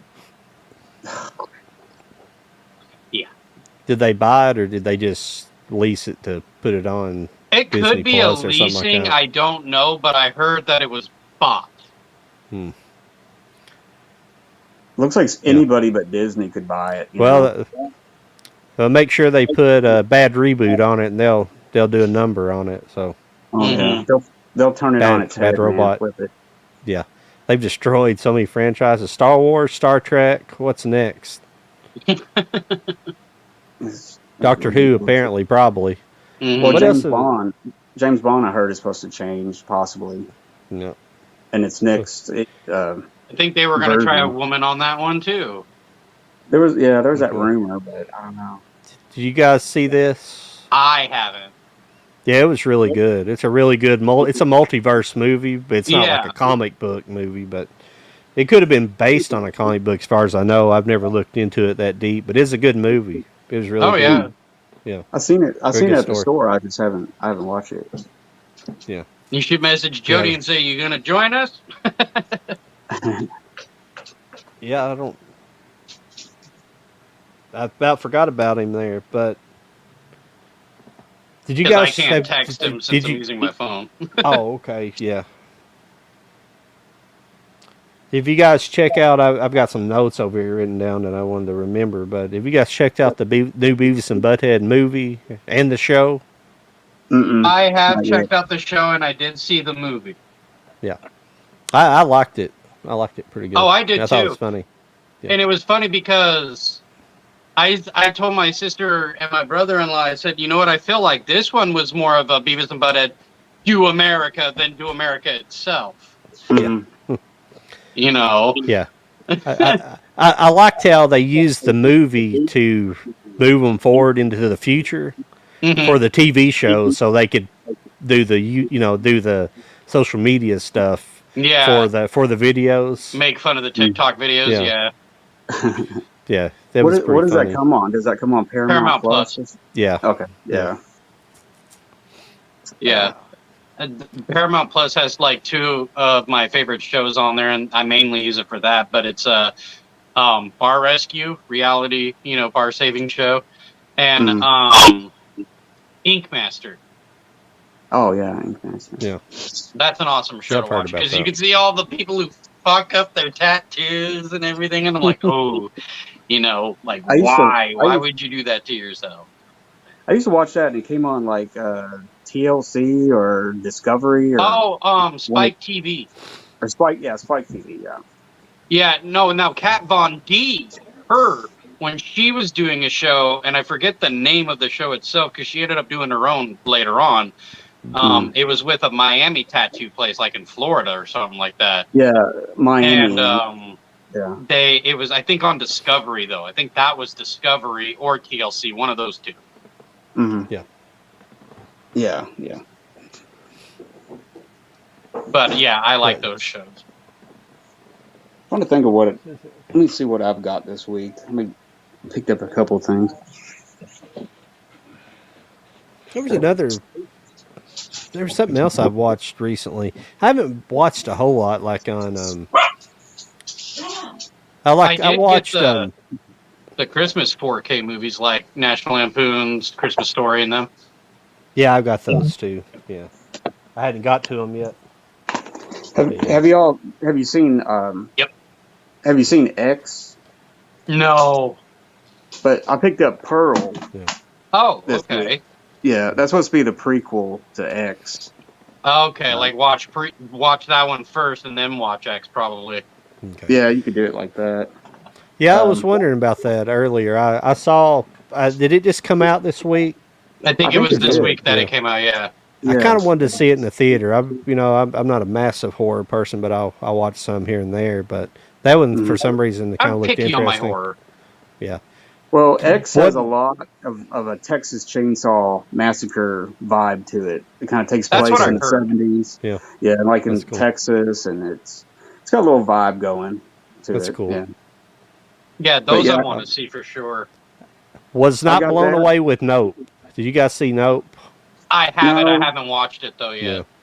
Yeah, people keep telling me it's really good to check it out, and I've seen the director's other 2 movies, but I haven't seen. I'm sure I won't be blown away, but I'm sure I'll probably still be entertained. Yeah. I think my problem with it is because I've actually watched like the Twilight Zone and stuff like that, the kind of stuff that he was obviously inspiring him to make the movie. Hitchcock. And it just didn't, and he just wasn't a good student of that material to make the movie. It just wasn't. There was things. Well, I'm not going to say nothing since you haven't seen it, but there's just things in the movie that don't tie, that they're in there, but they don't end up tying into the rest of the movie. There's no, generally when you make a movie like that, they'll like kind of have a little tiny backstory or something. Yeah, the side story will tie in, or it'll affect the rest of the story, or have some kind of consequence in the story. It didn't, and when you see it, you'll understand. Okay, somebody. Can y'all look up something? Conspiracy. Okay. Well, you guys, I picked up this too. This just came out. This is the 4K of The Wolf of Wall Street. Oh yeah, the Arrow. That's cool. Oh yeah, yeah, the Arrow edition. Yeah, I've never seen The Wolf of Wall Street. I've seen plenty of clips, but not the whole thing through. Yeah, this set's pretty cool. You open it up, and it's like his wallet. It's got a little fake bag of cocaine in one corner. It's got like a credit card, his business card, and it's kind of That's pretty nice. cool. It's just the deluxe version, you know. Is It that comes with the Blu-ray or extras. 4K? Is that a 4K or 4K, Blu-ray? Oh, that's 4K. awesome. That's pretty nice. Yeah, That's and really then nice. Yeah, I need to upgrade my TV. then I I got picked this that up for Hellboy. some reason. Oh wow! Is See, that, I don't have the Shout Select, but I do have the 4K from Zavvi, the Steelbook. Okay. hmm. And I have Pretty all good. the Bill and Ted's now. Yeah, I need to see that new Yep. one. To Kill a Mockingbird. Yeah, that's really Excuse good. Face the Music, you haven't watched it yet? Mm-mm. I'm just trying to get through my 4Ks. Oh, these are recently bought ones? Yeah. Field That's of why Dreams, I've had that that one for hadn't a been while. watched. Still, I've seen the movie. You know, the whole build it, they will come, or No. you know, that's where that's famous from. So, Yeah. I haven't watched this yet. That's just Blu-ray. I'm sorry. ooh, I thought I I had watched it. it. Yeah. I watched it. It's actually not as bad as people probably think it's going to be. It was actually kind of entertaining. It didn't really waste too much time with like a build up, you know. So they did pretty well with it, in my opinion. I thought it looked pretty good. You need to watch the movie Fall. Who It's did called that? Fall. It's a really good one, in my opinion. Kind of Okay. messes with your head if you're, you know, afraid of heights. Oh yeah, like watching it in a theater. There were moments I was getting chills because I'm a little bit of a, you know, have a phobia of heights, and I don't know what that one's called, but when Yeah, I do watching too. it made me kind of nervous. Well, it's kind of Especially in the like, theater. well, Hitchcock has Vertigo, which is kind Yeah. of that. Yeah. So here's a goofy one I picked up this past week because I hadn't seen it in a long time, and it's actually kind of funny. Oh yeah, Malibu's Malibu. Most Wanted, yeah. Yeah. Jamie Kennedy. Yeah. yeah. It's actually pretty good. That was a lot Yeah. of people's favorite like comedy during that time. Mm-hmm. Yeah. Yeah. Oh, there he is! Hey! What are we doing? What's going on? What's going on, guys? What's up? Hello, Not hello. much. Oh, my headphones are awful tonight. I'm gonna figure this out eventually. There it is. I got it, I think. Okay, The I'll touch it. new Pearl Harbor is a great documentary. This guy's fucking around, but it's kind of funny. Yeah. What are we doing tonight, gentlemen? We're just chatting. Yeah. Just bullshitting. I Yeah. like it. Yeah. Those I've times. all my time off. I've I bought a lot through. Well, not I haven't bought a lot. I just would buy like one piece or two a week, but they built up, and I hadn't. Some of the stuff I haven't watched because of my eyes. They just been completely. I was waiting for a lot of things until my eyes were fixed, so I could appreciate watching them again. So that's why I'm Right. behind on a lot of new stuff. So Yeah. I picked Yeah. this up, Mike. Well, where the hell did it go to? I know we're all waiting. What is it? What is it? Well, it was another Ken Burns documentary. I don't know where it went. Shit, Uh-oh. that's weird. Oh, was that Hey. the country music one? I haven't seen that No, one yet. no. I bought an old one. I bought the national parks, Oh, okay. Yeah. but I just got it on DVD because the Blu-ray was like $90. Mhm. Damn. Was like, Yeah, just bought the- I think they're all out by PBS video or something, and they're always expensive. You know, I always find them used or something and not pay the whole. Yeah. Hey, Crazy Jody, have part. you watched like X or Pearl yet? Hell no. No? And I want to. I've got like I two or haven't three either, different don't feel versions. I bad. got like 2 or 3 different versions of X. Really? I just got that Walmart Pearl slipcover in the mail yesterday. Nice. I found these. This was in Oh, the yeah. stack here. That was a pretty good Yeah, Criterion. Nice. That's a good movie. the Sam Fuller movie. Yeah. So did the Steelbook show up today, like you said, or Oh, yours? Yeah. Yeah, hang on. Let me put. Oh, Not is a that the Living 4K Dead, that- nice. Yeah, that's a good looking 4K transfer. That's the 4K. I heard good about that one. Yeah, Yeah, I I got need to the get that regular one one. myself. Actually, Yeah, I got the one that came out like 2-3 Yeah. years ago. Regular Earth Girls are easy. Hell yeah. that's a good Oh, yeah, I got transfer. that one. And I got that's that a one. fun movie. That's a good movie too. My local Walmart quit getting those Vestrons in it. I haven't seen any of the new Vestrons in forever. Really. I mean, I could order them Yeah. anywhere else, but I usually would get them at Walmart. And they don't. Yeah, I got that one at or no, this one was at Best Buy actually. So, Mm. Here it is, Charlie.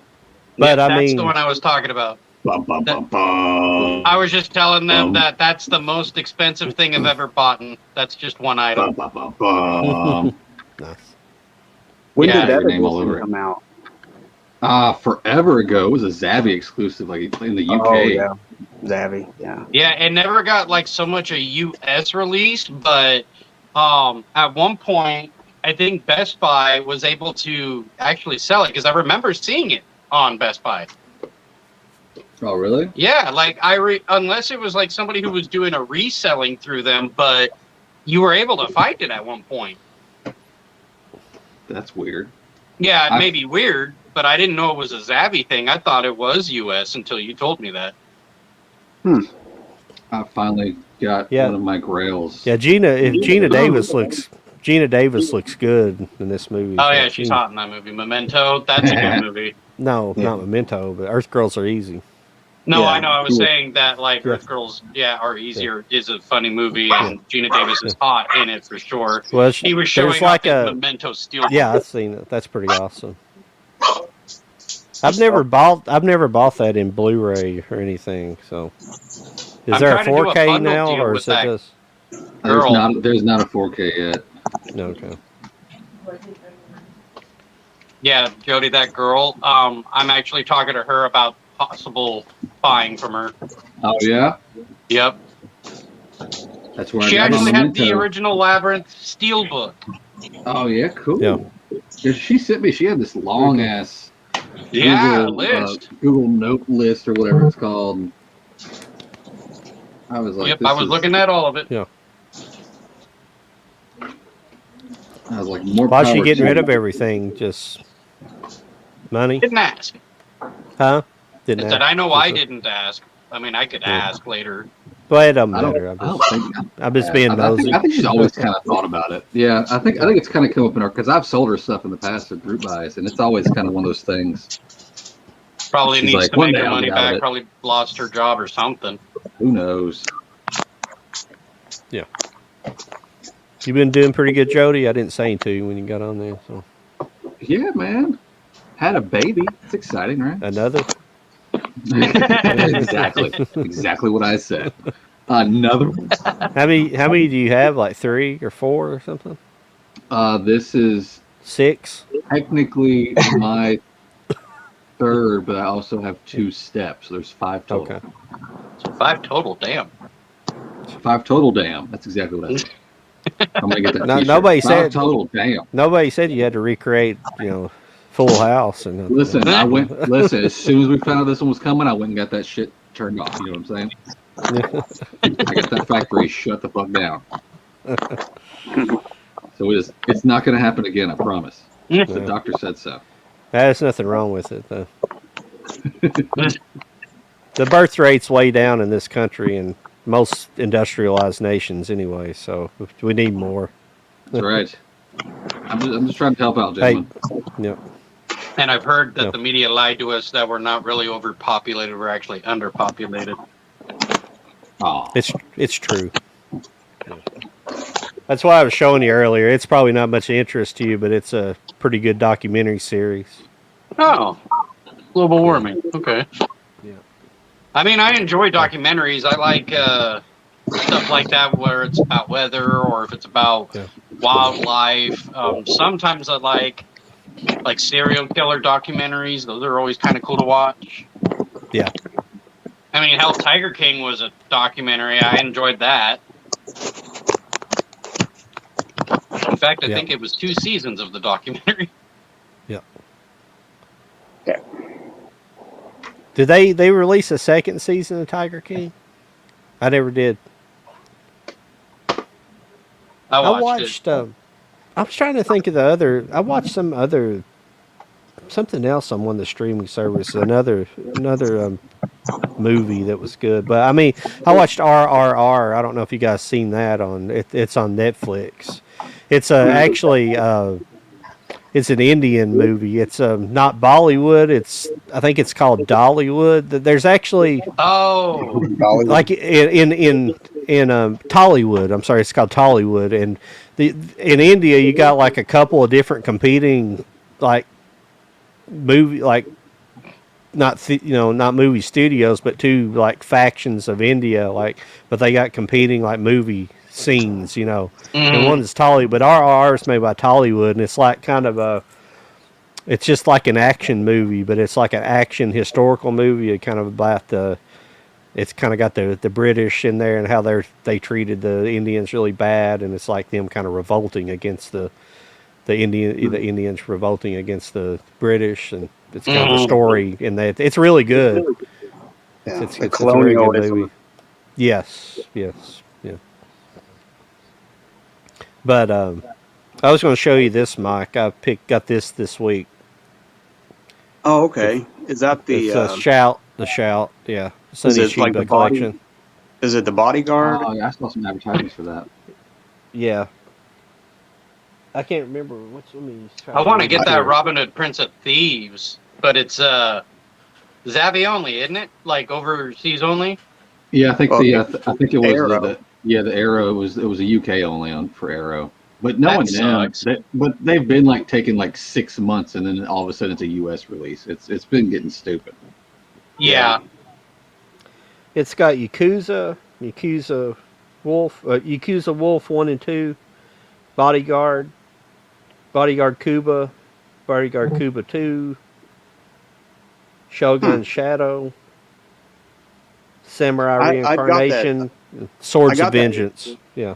I was gonna say I got that old one Sonny Chiba the Shout put out. I think that had the what do you call it? Street Fighter, Yeah. Mm-hmm. whatever.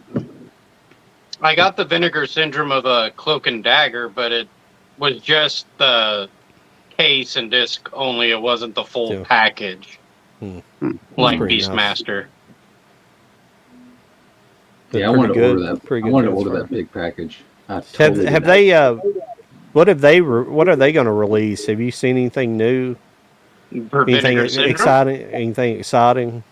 Well, I don't know if it's really like say confirmed, but I know that it's been floating around a little bit. Is that Vinegar Syndrome is possibly going to pick up the movie Sidekicks, Chuck Norris, and give that a 4K. That'd be cool. I think that just came out. I think that came out on Blu-ray recently. It did, but it's an overseas Blu-ray, like Australia, I think. Oh, wait a minute. No, I think it's a German release. Because I could be wrong on the region, but yeah. Yeah, it's one of the two. Yeah. Yeah, because But I somebody saw it on eBay out of nowhere one day that it was a Blu-ray, and I was like, holy shit. And I thought about getting it, and then all of a sudden I hear the news about the possible 4K, and I'm like, maybe I'll wait, Yeah. Because I have That's the what they- DVD, and I mean an authentic DVD. It wasn't even a made-on-demand, which is awesome. Yeah. And the DVD Sony actually didn't even look that bad. It looked like it was kind of like an HD DVD, that was basically the step up to Blu-ray in a way. Yeah. Yeah, they just did a digital the upgrade. Sony Classics collection. It's got some good stuff in there. That's why I The went ahead 30th and pre-ordered anniversary one? it. Yeah. Yeah, It's got some SLC really good Punk, stuff. that's the one I'm most excited for. Yeah. But it's got Run Lola Run in there, and Oh, yeah. God, it's got a couple other things that are really good too. Yeah, I'm sorry I can't remember all of them. I had to pull it up, but Like Is one that with the- is that Penelope the big box Cruz, set? like Volver or something like that. Yeah, it's Yeah. got Is that some- on that big box set, the Columbia set? It Is that kind of like a volume- Columbia, but it's like Yeah. their 30th anniversary set. Yeah. Oh, okay. Yeah. Yeah. Yeah, I was I'm surprised getting it. that they had SLC Punk in there, which I'm kind of. It's cool that it's in there, but it surprised me. Yeah, I know, because it didn't even get a regular Blu-ray release at all, ever. Yeah. It was just DVD, and that took me a while to even get an authentic DVD of that one. And then all of a sudden, this is coming out on 4K. I'm like, well, do I want to keep the DVD now? Yes, I'm going to, because that was a pain in the ass to grab. Well, remember when Rad came out? Like it came out and it was a big deal because and then all of a sudden all these other companies had it like right away, and it was weird, because you had it sold out quick too. Yeah. And now people are charging a bunch of money, more than my Crow Steelbook. Yeah, I think I actually have the Steelbook of the Rad. I think it came out. Was that the what's that one? What do you call it? That label. Was that also Vinegar Syndrome? Well, no, Vinegar Syndrome didn't release the Steelbook. They just released the 4K. Didn't they release it on 4K? Vinegar Syndrome? Yeah. Yes. Yeah, they released the 4K. Did Mill Creek do it? Oh, yeah. It was something like Mill Creek. Yeah. Yeah, I believe because I got both. I got the 4K, and then I turned it around and bought the Steelbook. I think the Steelbook's still in the wrapper. I never took it out because I obviously got the 4K way before that. So. Mm-hmm. Yeah, I never opened my Who Framed Roger Rabbit Steelbook because I have the other copy. And then, what was it? Like a Child's Play, Red Dawn, and Poltergeist. Those are unopened on purpose because I have another watchable copy. Has anybody seen the Lost Boys and the Goonies 4Ks and see what they look like? Oh yeah. Yeah. The transfers. The Goonies. I haven't seen the Lost Boys. But. Well, Lost Boys. I heard they were both good. Looks really good on 4K. It's actually one of the better discs of the year. I'd have to go back and watch, because of my eyes, I'd have to go back and watch the Goonies because even several years ago, my eyes weren't what they are now. So I'd have to look at it again. Goonies was actually a really good transfer. Definitely better than the regular Blu-ray that they had. But if you were to compare, like, say, Goonies to Lost Boys actually looks a little bit more better. Okay, yeah. Because I know it's a dark movie. It's got a lot of dark night scenes and a lot of stuff like that. If you have an OLED, then I would say you will love it. Okay. Yeah. I picked this up as well, Mike. I just got it today, actually. Oh, wow. Part 4? Yep. I had 3. I got 3, but I don't have 4. Well, I just have 3 and 4. I've never bought 1 and 2 because I have those. I think they're Mill Creek released. A lot of those movies are on the Mill Creek releases that they release. And it's the same movies for the most part. Yeah. There are different ones on the indicator sets, but the first 2 sets, there's a lot of the same movies. So I never bothered picking those 2 up. I think the first one's going for like 150 now. Yeah. Yeah, they can go pretty high now. And a lot of movie announcements for movies that we've been wanting, like for 2023 coming around the corner. I'm excited for some of them. Like, I'm actually excited for Rain Man. No joke. Well, I like Rain Man. I mean, because I like Rain Man, and I had been debating if I just want to get the Blu-ray. And it's funny because I even asked the disc father, like, I was like, hey, would you happen to know if this is going to be getting a 4K? Because if so, I don't want to get the Blu-ray if I don't have to, kind of thing. And he said that he didn't know anything at that time. And when he announced it, I called him on it again, and I said, hey, remember when I said to you, da-da-da-da? And he goes, I wasn't allowed to say anything at the time. That's why I couldn't give you an honest answer. And I was like, well, that kind of sucks, but I never bought the Blu-ray, so now I'm glad it's coming. Yeah. Oh, and Tootsie with Dustin Hoffman. Oh, yeah, Tootsie. Yeah. It's pretty cool. Was that a Columbia release? The Tootsie? I can't remember. Tootsie? If you mean if it's with Sony, possibly, but they're not with the classic sets, no. Oh, okay. Yeah. What on that the last? one with the classic sets, it's more like Annie, Taxi Driver, Stripes. Yeah, Taxi Driver is the one. Yeah, that's one I would like to have on 4K. That said, there were several. The That part was with two, I didn't Volume really 2 care, box but set. the volume was that volume 2? Mm-hmm. Oh, okay. Taxi Driver. Yeah, the Columbia Okay. Classics Volume 2. Yeah. And then Volume 3 is the one that has like To Sir with Love and Annie and Yeah. As Good as It Gets with Jack Nicholson, Helen Hunt. I'm just not. That's the problem. Like they'll have like a couple of movies, and that's like their selling point. They try to get you to buy the whole set with only a couple of like really deserving movies to be in a set like that, because this like Columbia had a hell of a lot more movies Oh, yeah. that deserved to be in a classic set than some of the stuff they put out. But I agree. Like with the Yeah. Volume 2, I kept telling you guys how it bugged me that Social Network was going to be a part of that. yeah, You know, it was like, I don't consider that classic enough to be in the set. yeah, Yeah, yeah. I think they always try to do like different eras. Like they try to do kind of the kind of the big movie of the era with each set. Yeah. And the Social Network's a decent movie, but it's not like what I think there's probably movies of newer era movies that are probably better, but Mm-hmm. whatever. Well, It's cool. It's gonna cool be a to Volume 4 next year. it's cool to have the set. So, but I don't know if I'll go back and buy the 2 and 3. Well, see, 2 and 3, I would say, are the cheapest right now because compared to the first one, that one's out of print. You can't get that unless you're going through another reseller, and they're charging more than what it's originally worth. Yeah. So if you already have Volume 1, that's good because that's the most expensive one, even used. What are they going for right now for 2 and 3? 300, 400, even 500. Oh no, 2 and 3. Right. The ones that are 2 still and in 3, print. they're like definitely under 200 for sure. Yeah, I'm not sure if I'll try to go back and rebuy them at the moment. I probably don't need to wait too long for them, but Yeah. because they'll go out of print. But Eventually, That's how it yeah. goes. Yeah. are they releasing any of those releases separately? Can you get Taxi Driver? They have done some. They just haven't done all of them. And some of them are actually overseas, not here. I like to have Taxi Driver on 4K.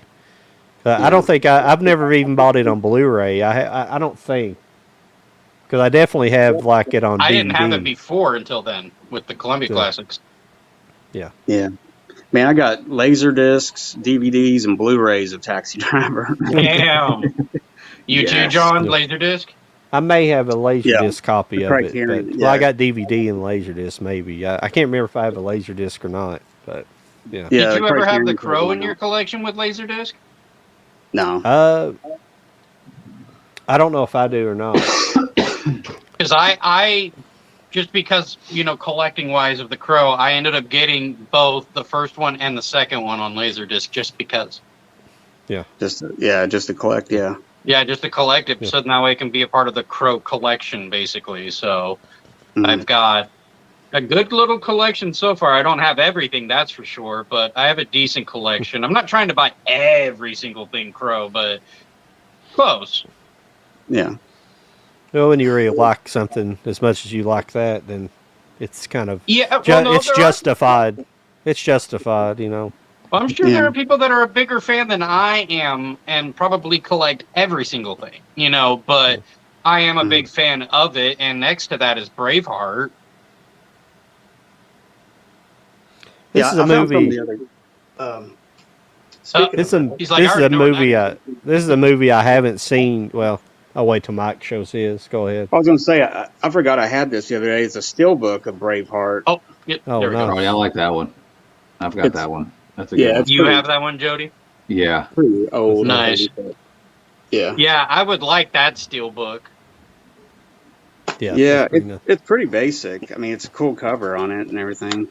It's got the DVD with it and Blu-ray. Nice. Somebody was talking the other day on another show I was watching, and they had traveled to. Is that Scotland? It's Scotland, right? I always get them back to. It was Scotland. Wasn't it? Mhm. Yeah, Scotland.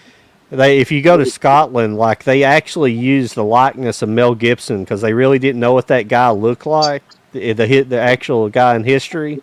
Oh yeah. So they actually in the souvenir shops they use the likeness of Mel Gibson on like statues and things. Oh Nice. wow. You know, yeah, Be right pretty back. awesome. I wonder if he's ever come for a check. You know, be like, hey, you're using my likeness. Now I need a Yeah. check. He should. Probably got one at one time. Have you seen Yeah. this, Mike? Because I bought this. It just sounded good, and Forbidden Zone. yeah, it sounded kind of interesting. It's kind of Yeah, got it a- looks familiar, but I I think I can't saw figure that out. on Yeah. Amazon. I yeah. was debating on buying it too. I was like, that looks very interesting. It's That guy it's looks. got It it's looks like got that that. dude. Yeah, it's the guy from Fantasy Island, Oh yeah, Vilacek, yeah, yeah, whatever his name is. yeah. Oh, The plane guy. What's his? Yeah, he's got a the cool name. I plane. can't think of it. Yeah, it's. Sorry, I'm trying to look for I it forget here. his name too, but as soon as you say it, I'm gonna be like, yes. It starts with a V, I believe. Yeah, I think his last name's like Vilacek or something. But I can't think the. Yeah, something like that. I don't see it on here. He's probably like in the background. They were like, that's the only famous person in here. We got to put him on the cover. Yeah.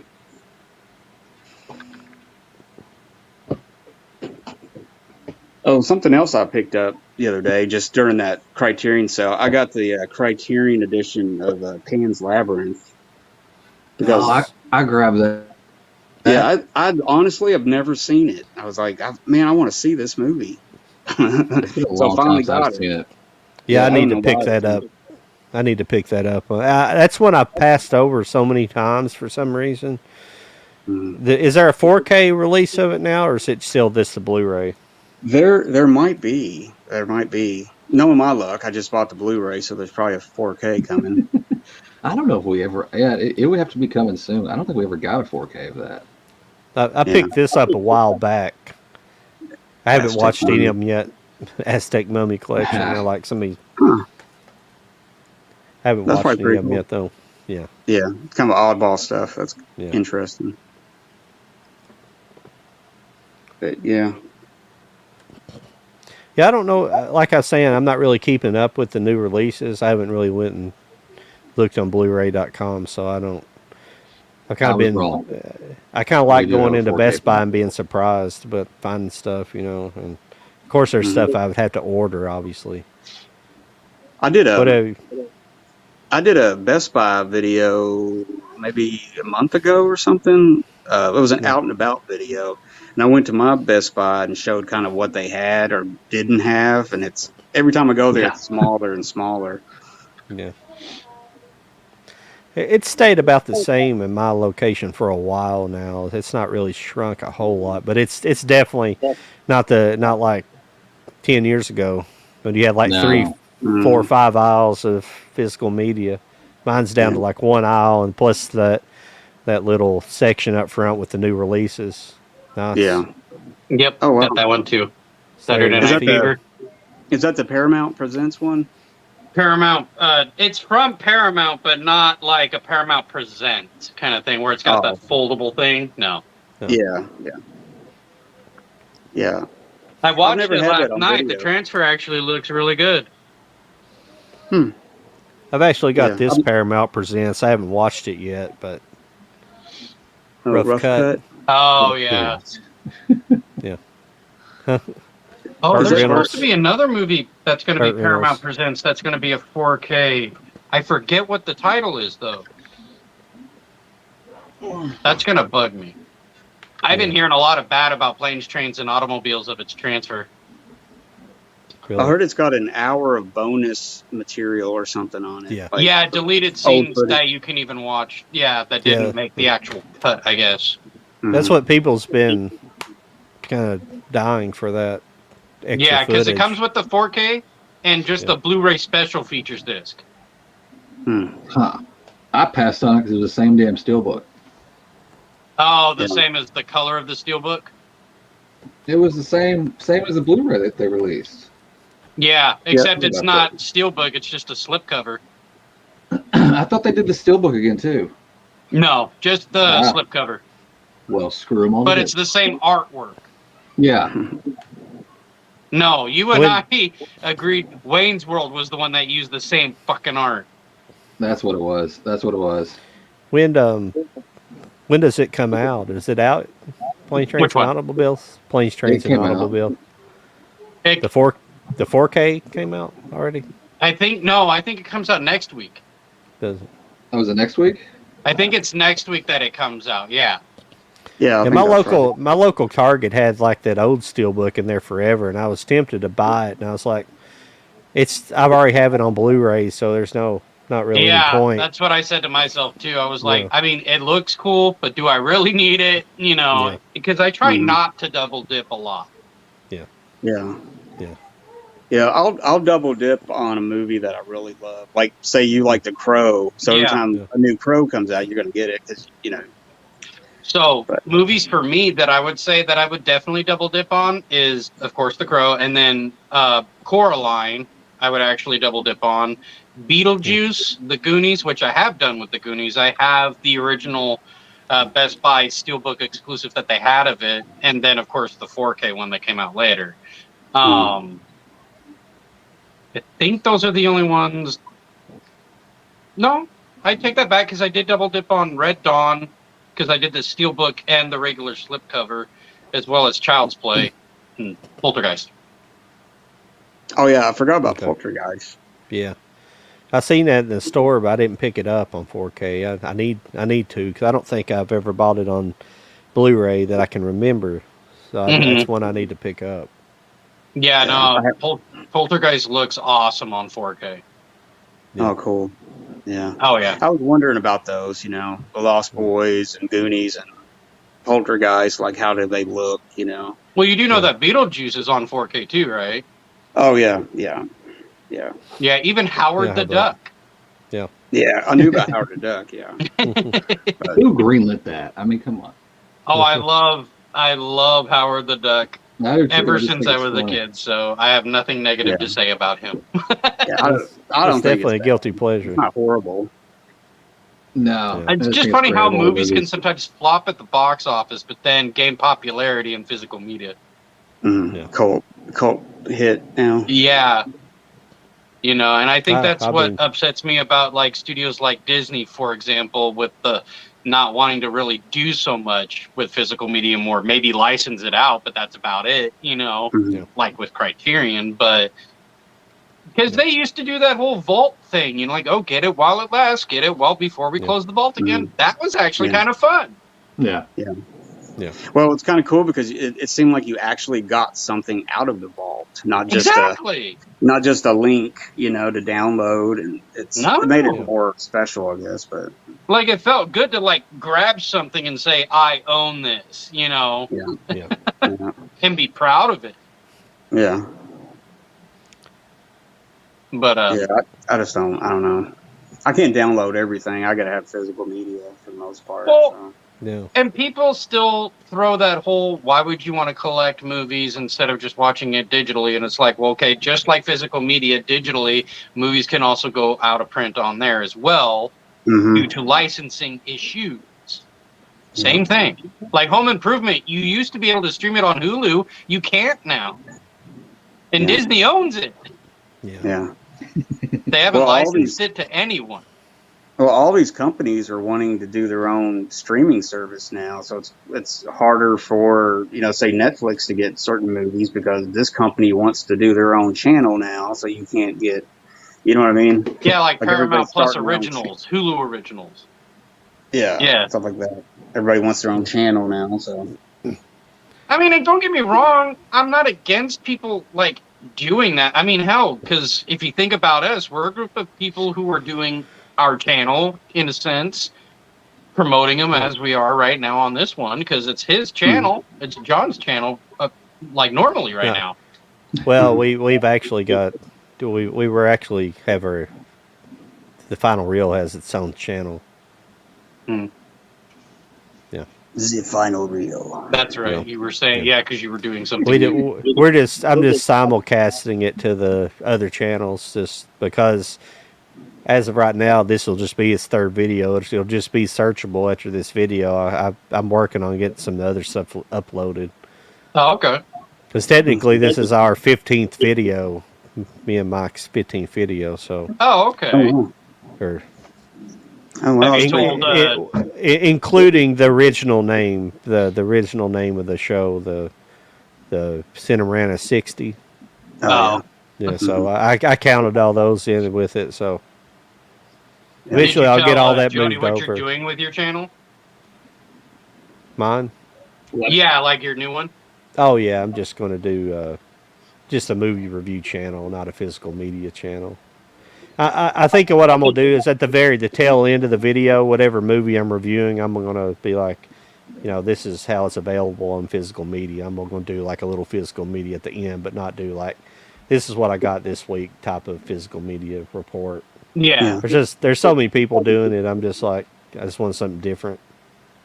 Yeah. Yeah. Still keep It's collecting, but doing the cult of collectors and stuff. But as Yeah. far as my own channel, I just want to do movie reviews, basically. So.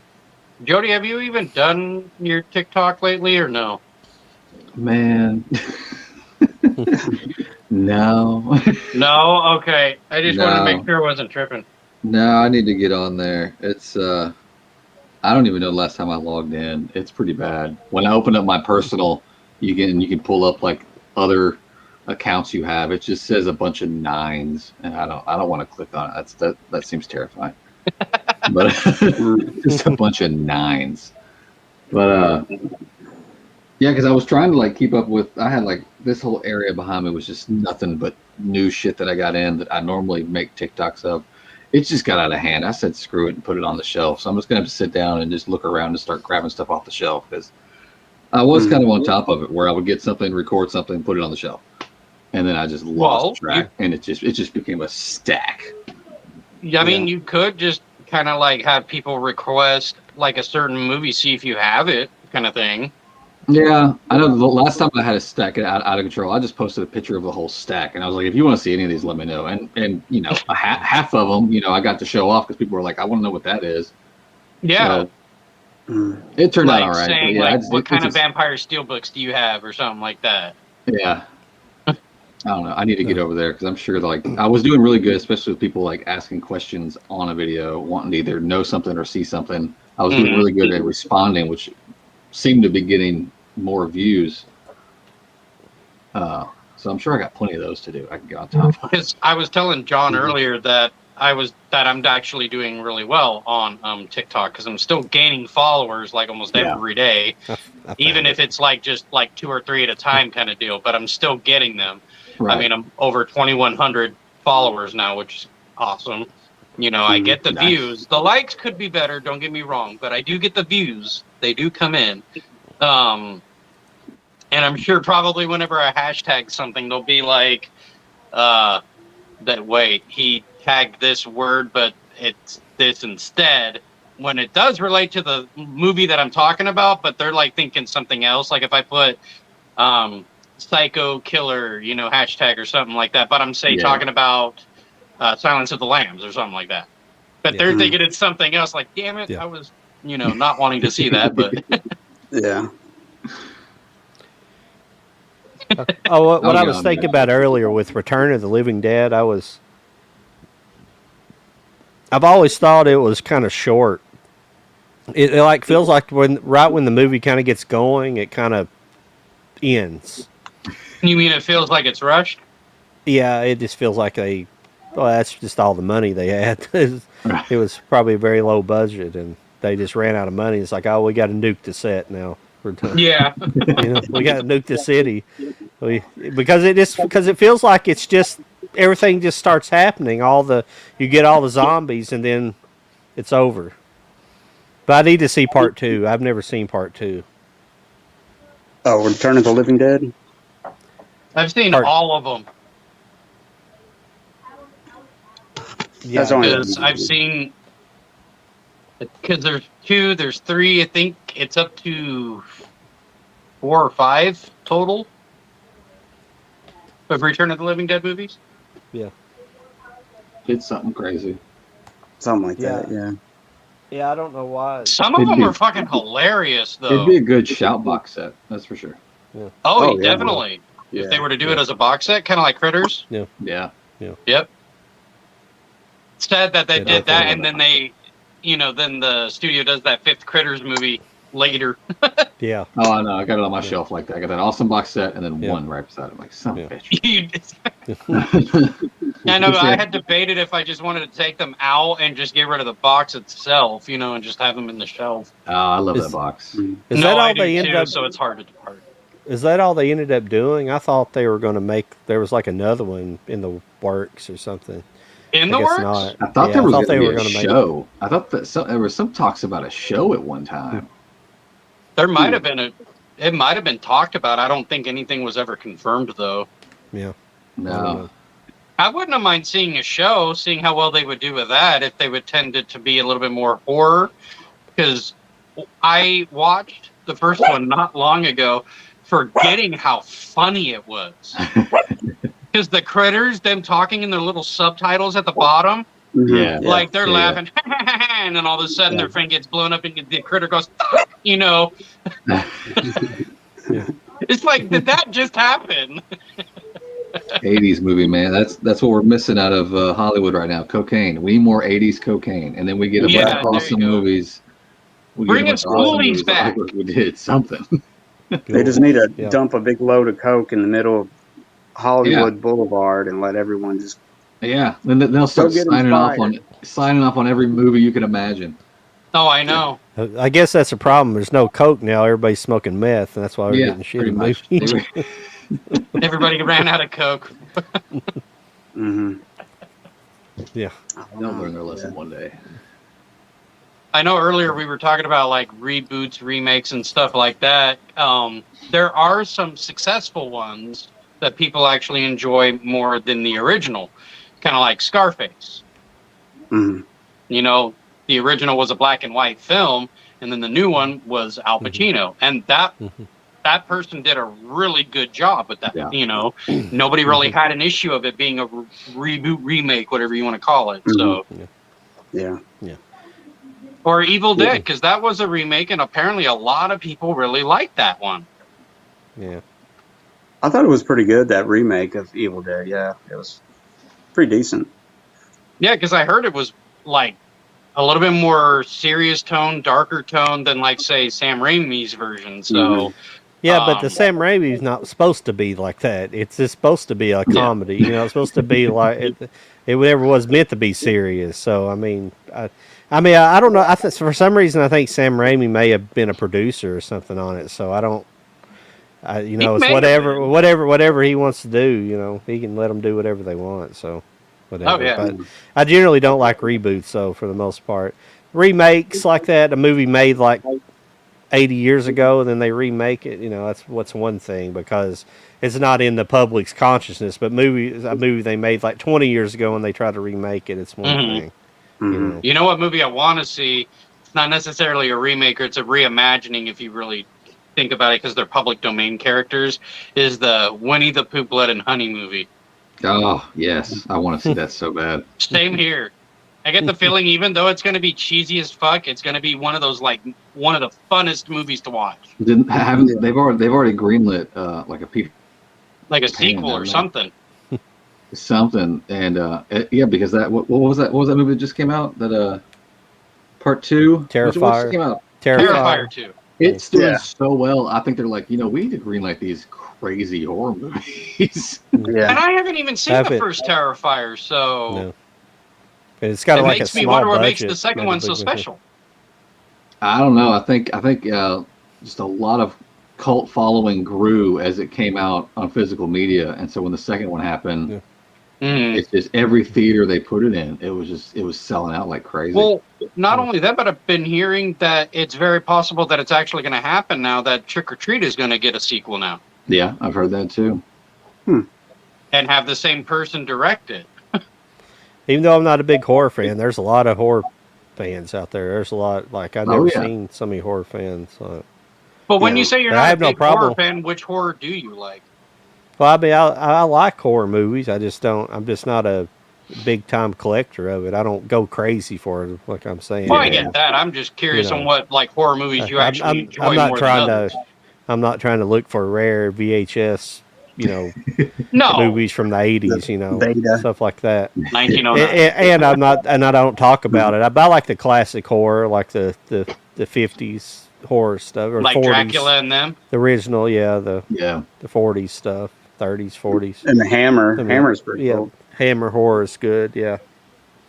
And I like and I noir like the films. 80s stuff. You know, I like Friday the 13th and Nightmare on Elm Street, the stuff I grew up with. But that's the problem. I seen a lot of that stuff as a kid, and I just got, after, even as a kid, I wasn't really that scared of it, and so it just was like, so what, Yeah, I But of can course, understand that. but of course, being where I lived at, I couldn't see a lot of like the independent stuff that got released because we just didn't have the theaters and stuff to play it. So, because there was a documentary that came out. It might have been Friday the 13th documentary, and they were talking about how Siskel and Ebert just hammered it when it came out. They just hated it and like found it was just like a disgrace and all this shit, and it was just huge hits.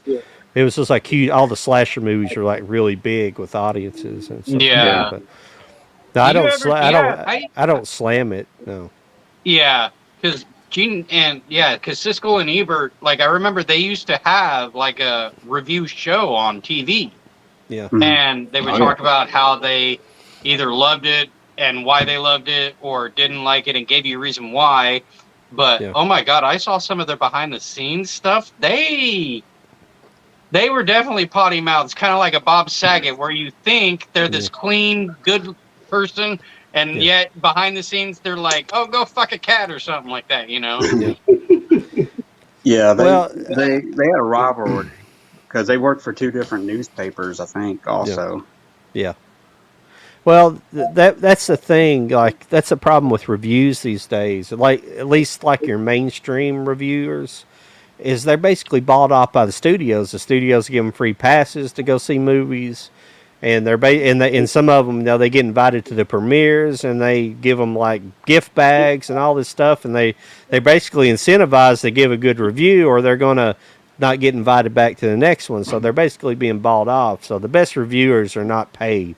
And the thing about Siskel and Ebert is they were paid by their newspapers, but they weren't paid by the studio so much. I'm sure they probably got free passes here and there to go do that, but for the most part. That's why you got a little bit more honesty. You didn't have to agree with their opinion, but you were getting a more honest review. Now, because this stuff, these reviews, some of these Disney, the MCU movies get and stuff like anymore, just like, these movies are shit, and you're just giving them good reviews, Yeah. Yeah, they carried a lot of weight back then, If they said it was good, thumbs up or whatever, then a lot of people. Yeah, it's just going to leave 2 thumbs up. I remember that being their big thing. I didn't watch them regularly, but I usually would look in the newspaper, and a lot of newspapers would carry their reviews, even if they weren't, kind of part of that newspaper chain necessarily. Yeah. But they would carry the 2 thumbs up or something. Siskel Ebert gets 2. So that was a big deal. The people, the kids don't know about that day. That was a big deal whenever you look at the newspaper and get movie times and stuff. It would have like reviews and stuff in there. It was. I remember them reviewing Home Alone. Actually, one of them actually enjoyed it, and the other didn't. It might have been Siskel who actually enjoyed it, and Ebert was the one who disliked it. Mm-hmm. Yeah, I think they kind of dumped on all the violence, of course, and the traps and stuff, of course, but. I remember they liked Clueless. I remember seeing that review because that's weird. For Clueless, yeah, they liked it. Yeah, for some reason I was watching TV. I was watching TV like the Monday after it came out, and I was like, I don't know why, but I really liked the movie when it came out. I was like kind of blown away. It was like really good, and then they did too. I figured they were going to get give it a bad review, but they were like, this movie's really good. It's a good-hearted movie, all this stuff. It's pretty good. I like Clueless. No, I do that's why I'm saying they did too. They were like, it had a good heart, it had a good story and everything. Well, it's Amy Heckerling, so you generally can't go wrong with her. She's in that era, she was still doing good stuff, which I don't know how much I don't know what she did after that movie really. She didn't do too much. No. She hasn't done a ton of stuff. Yeah. But if you don't know who the director we're talking about, she did like Fast Times at Ridgemont High, and like Oh, okay. I think she didn't she direct like Look Who's Talking, the first one, at least the Yeah. first one. I think and, so. like, Yeah. yeah, and Because I I know can't think Penny of Marshall did some directing stuff too. Yeah, Hmm. yeah, she did quite a bit. Penny Marshall. I think she was the one who did A League of Their Own with Gina Davis and them. Hmm. I think so. Yeah, I was about to say that. Yeah. Yeah. Yeah. I think she had a hand in Hocus Pocus, the first one. Hmm. Because I know she's in it, but I think she was a part of the actual behind the scenes work. Hmm. Like directed it or produced it, something like that. Yeah. Did anybody watch part 2 of that? Yes, I did. Of what? Which one? Hocus Yeah, Pocus. Hocus. Oh, no. I couldn't. I watched the trailer and I thought, this is part 1. Like, there's nothing different here. Like, all they did was remake the movie with new kids, and everybody looks older. So I don't understand why this movie need to be made.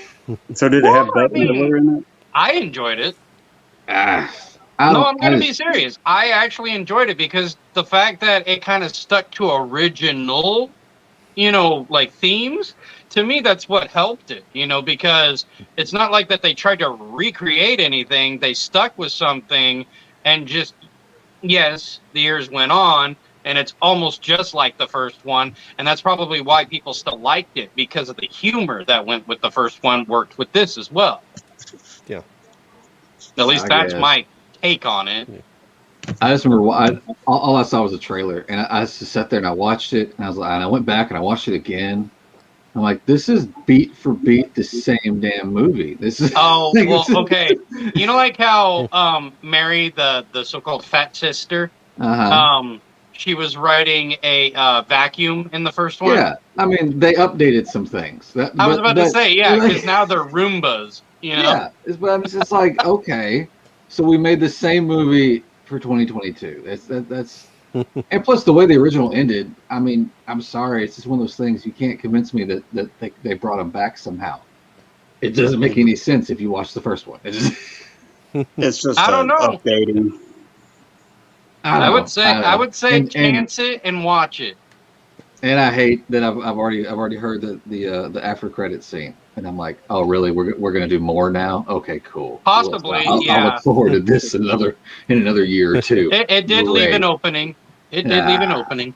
But Oh, I well. enjoyed it.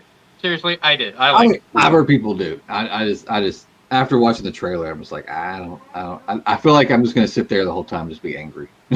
Well, it's funny you say that because John was talking earlier how when he saw the trailer to Wakanda Forever, he thought that looked stupid. It's pretty It's- bad. I mean, the trailer itself definitely tries to grab the heartstrings. It just really pulls you in of the fact of we're not really getting the original story we're supposed to be getting because of what happened in real life. Mhm. I have yet to see it, so I can't weigh in on what the movie, if it's good or not. So I don't know. Well, I was telling John that I personally enjoyed it. Like, it was actually good. It wasn't like, say, so, like, stupid, like, slapped together kind of deal. Like, it actually took time with this one. Yeah. I know. You know the way it went. That was eventually how everything was supposed to go. I think what They happened in this basically movie. skipped, like, 2 or 3 films in general that was supposed to have Chadwick. Yeah. And then that story that we get Yeah. was supposed to be the one later. Yeah. But I don't know. Hopefully it's good. I mean, I've been hearing more good things than I have bad things. So Yeah. I'll get to it eventually. Like, people are Well, saying so- that Angela Bassett actually deserves an Oscar win for this one. Oh yeah. Nice. I mean, I saw the trailer before Thor, and I thought it looked really like it's going to be a huge event, So I don't. Yeah. That's all I've seen of it.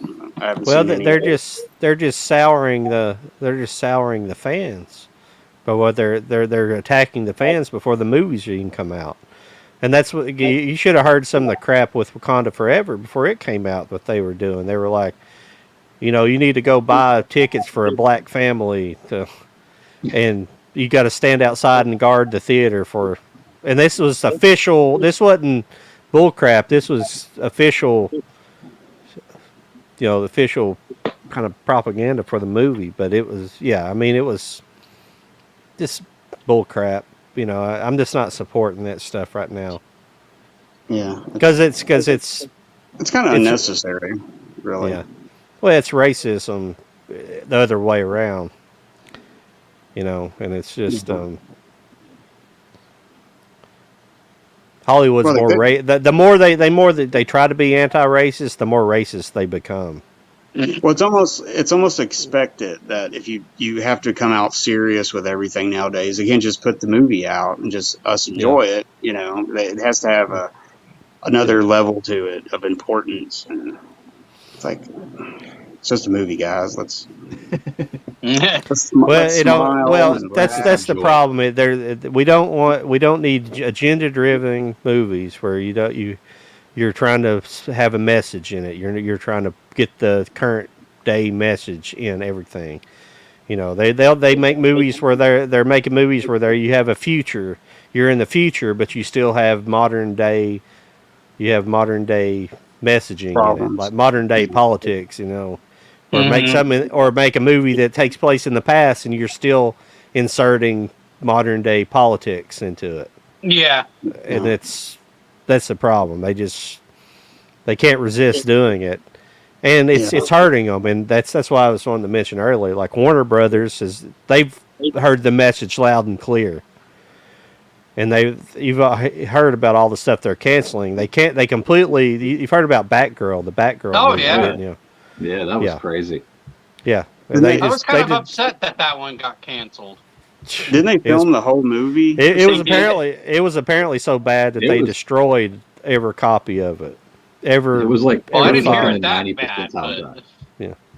Well, I mean, it went from what was supposed to be a HBO Max movie to all of a sudden now it's theatrical, and they were like, this wasn't meant for I saw some still. There was some still footage of it, and the costumes looked atrocious. I mean, it looked. The only thing I was looking forward to it was Michael Keaton. That was literally the only reason I was like, okay, I might watch this on HBO Max. Well, I was not going to go to the and theater. Brendan Fraser, don't forget him. Oh yeah. And he was the bad guy. I heard he did a good job from just like people on set talking. So the new movie that he's got coming out with A24, The Whale. Yeah. But Warner Brothers they're like super in debt right now. Like in fact, they were supposedly they only have enough money to release like 2 movies at the end of this year, and that was Black Adam and something else. And I think it was that Olivia Wilde movie. I think they've both been released. I know Aquaman was originally supposed to come out this December, and then it got pushed back for another year. Yeah. And I got pissed when I heard about that because I'm like, dude, we were ready to watch it. They're talking the new people in charge. I guess they're gonna let them actually do something, which would be great. I mean, all they need to do is get people put in front that like the material, know how to do the material, and then get out of their way. That's all they got to do. Well, you got Amber Heard to thank for that. All the controversy around her is why they delayed that movie. Because the press. They had to go back and take her out. Well, I don't think that's going to happen, but I don't think she's going to be taken out of the movie, but she's not in it much anyways. Like 5 minutes. Yeah. Yeah. But it's just the controversy surrounding it. And it's probably budgetary too. They probably didn't like the Flash movie. Yeah.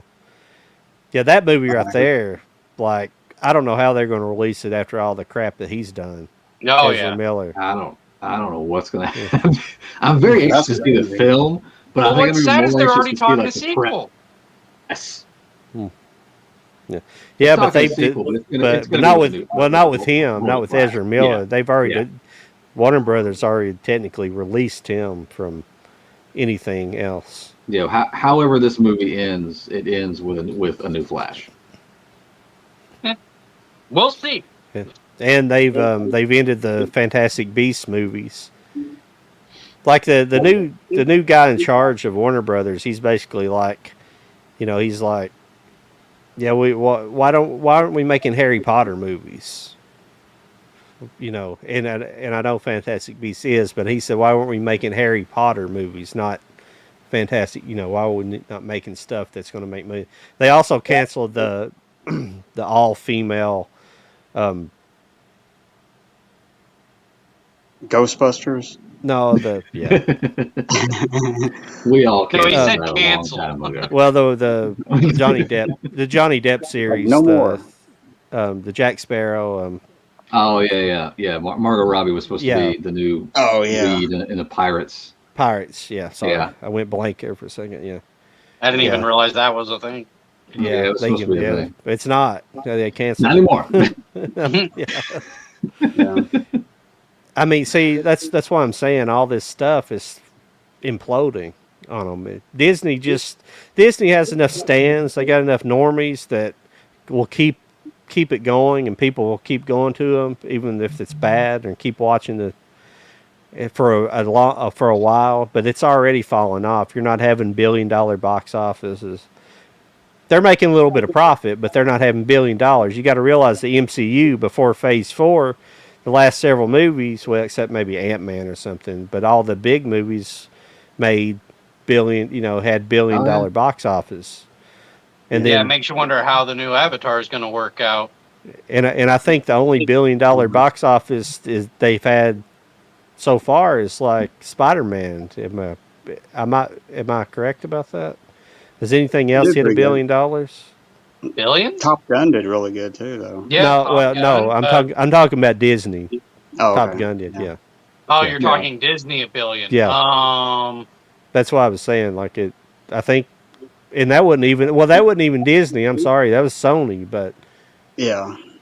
Oh yeah, with the whole No Way Home. yeah, Yeah, it's like if the movie comes out one weekend and if it doesn't make $1 billion, then they say it's no good and all this stuff, which is ridiculous. And that's So, where they yeah. mess up, in my opinion, because that's why physical media was there. That's what helps save it. Mhm. Yeah, you can come back and watch it again, and it Well, grows that's on why you. video rentals. I'm not saying if it doesn't make $1 billion, it's bad. I'm just saying that's what they expect out of these movies. Yeah. Because Oh, the that's what kind I of mean. the Yeah. kind of budgets they put into them, because they might have a $250 million budget, but they spend that much on advertising too. So you got a $500 million movie. So to turn a real profit, you almost have to make $1 billion. Yeah. Mhm. To double your money. I mean, technically, Yeah. 600 million's the profit, but they don't want to make just 600 million. They want to make Yeah. so. Well, it's probably going to get worse before it gets better. That Right. old saying, because I think Yeah. Hollywood's going to have to rethink itself. I mean, with streaming and just COVID, Yeah. people don't want to go to the theater, and it's just, yeah, I don't know.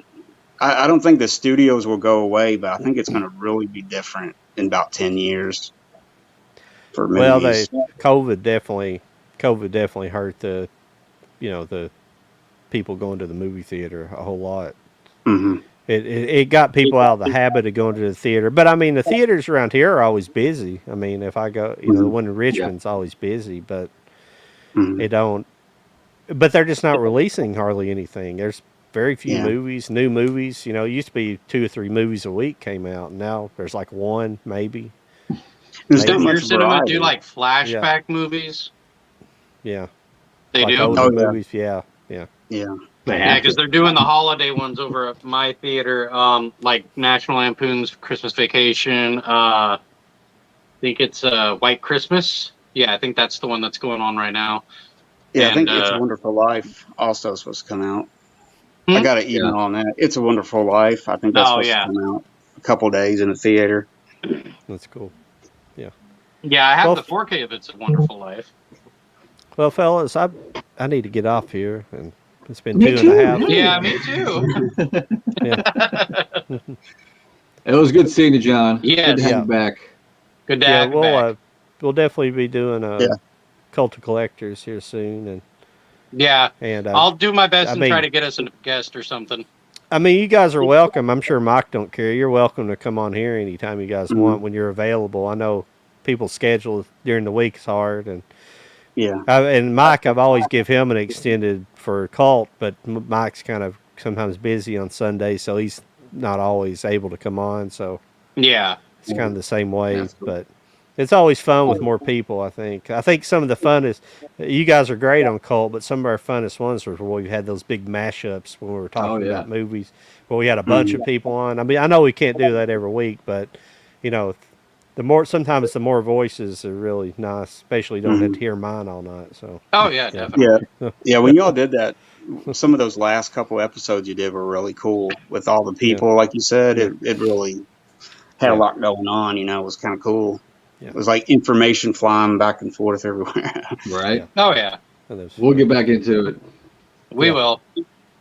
Yeah. Awesome. All right, Well, gentlemen. thank you everybody for Y'all showing have a up. good night. We'll talk Everybody to you have a guys good one. later. Yep. Yeah. See you guys. Yep. Take care. Yeah.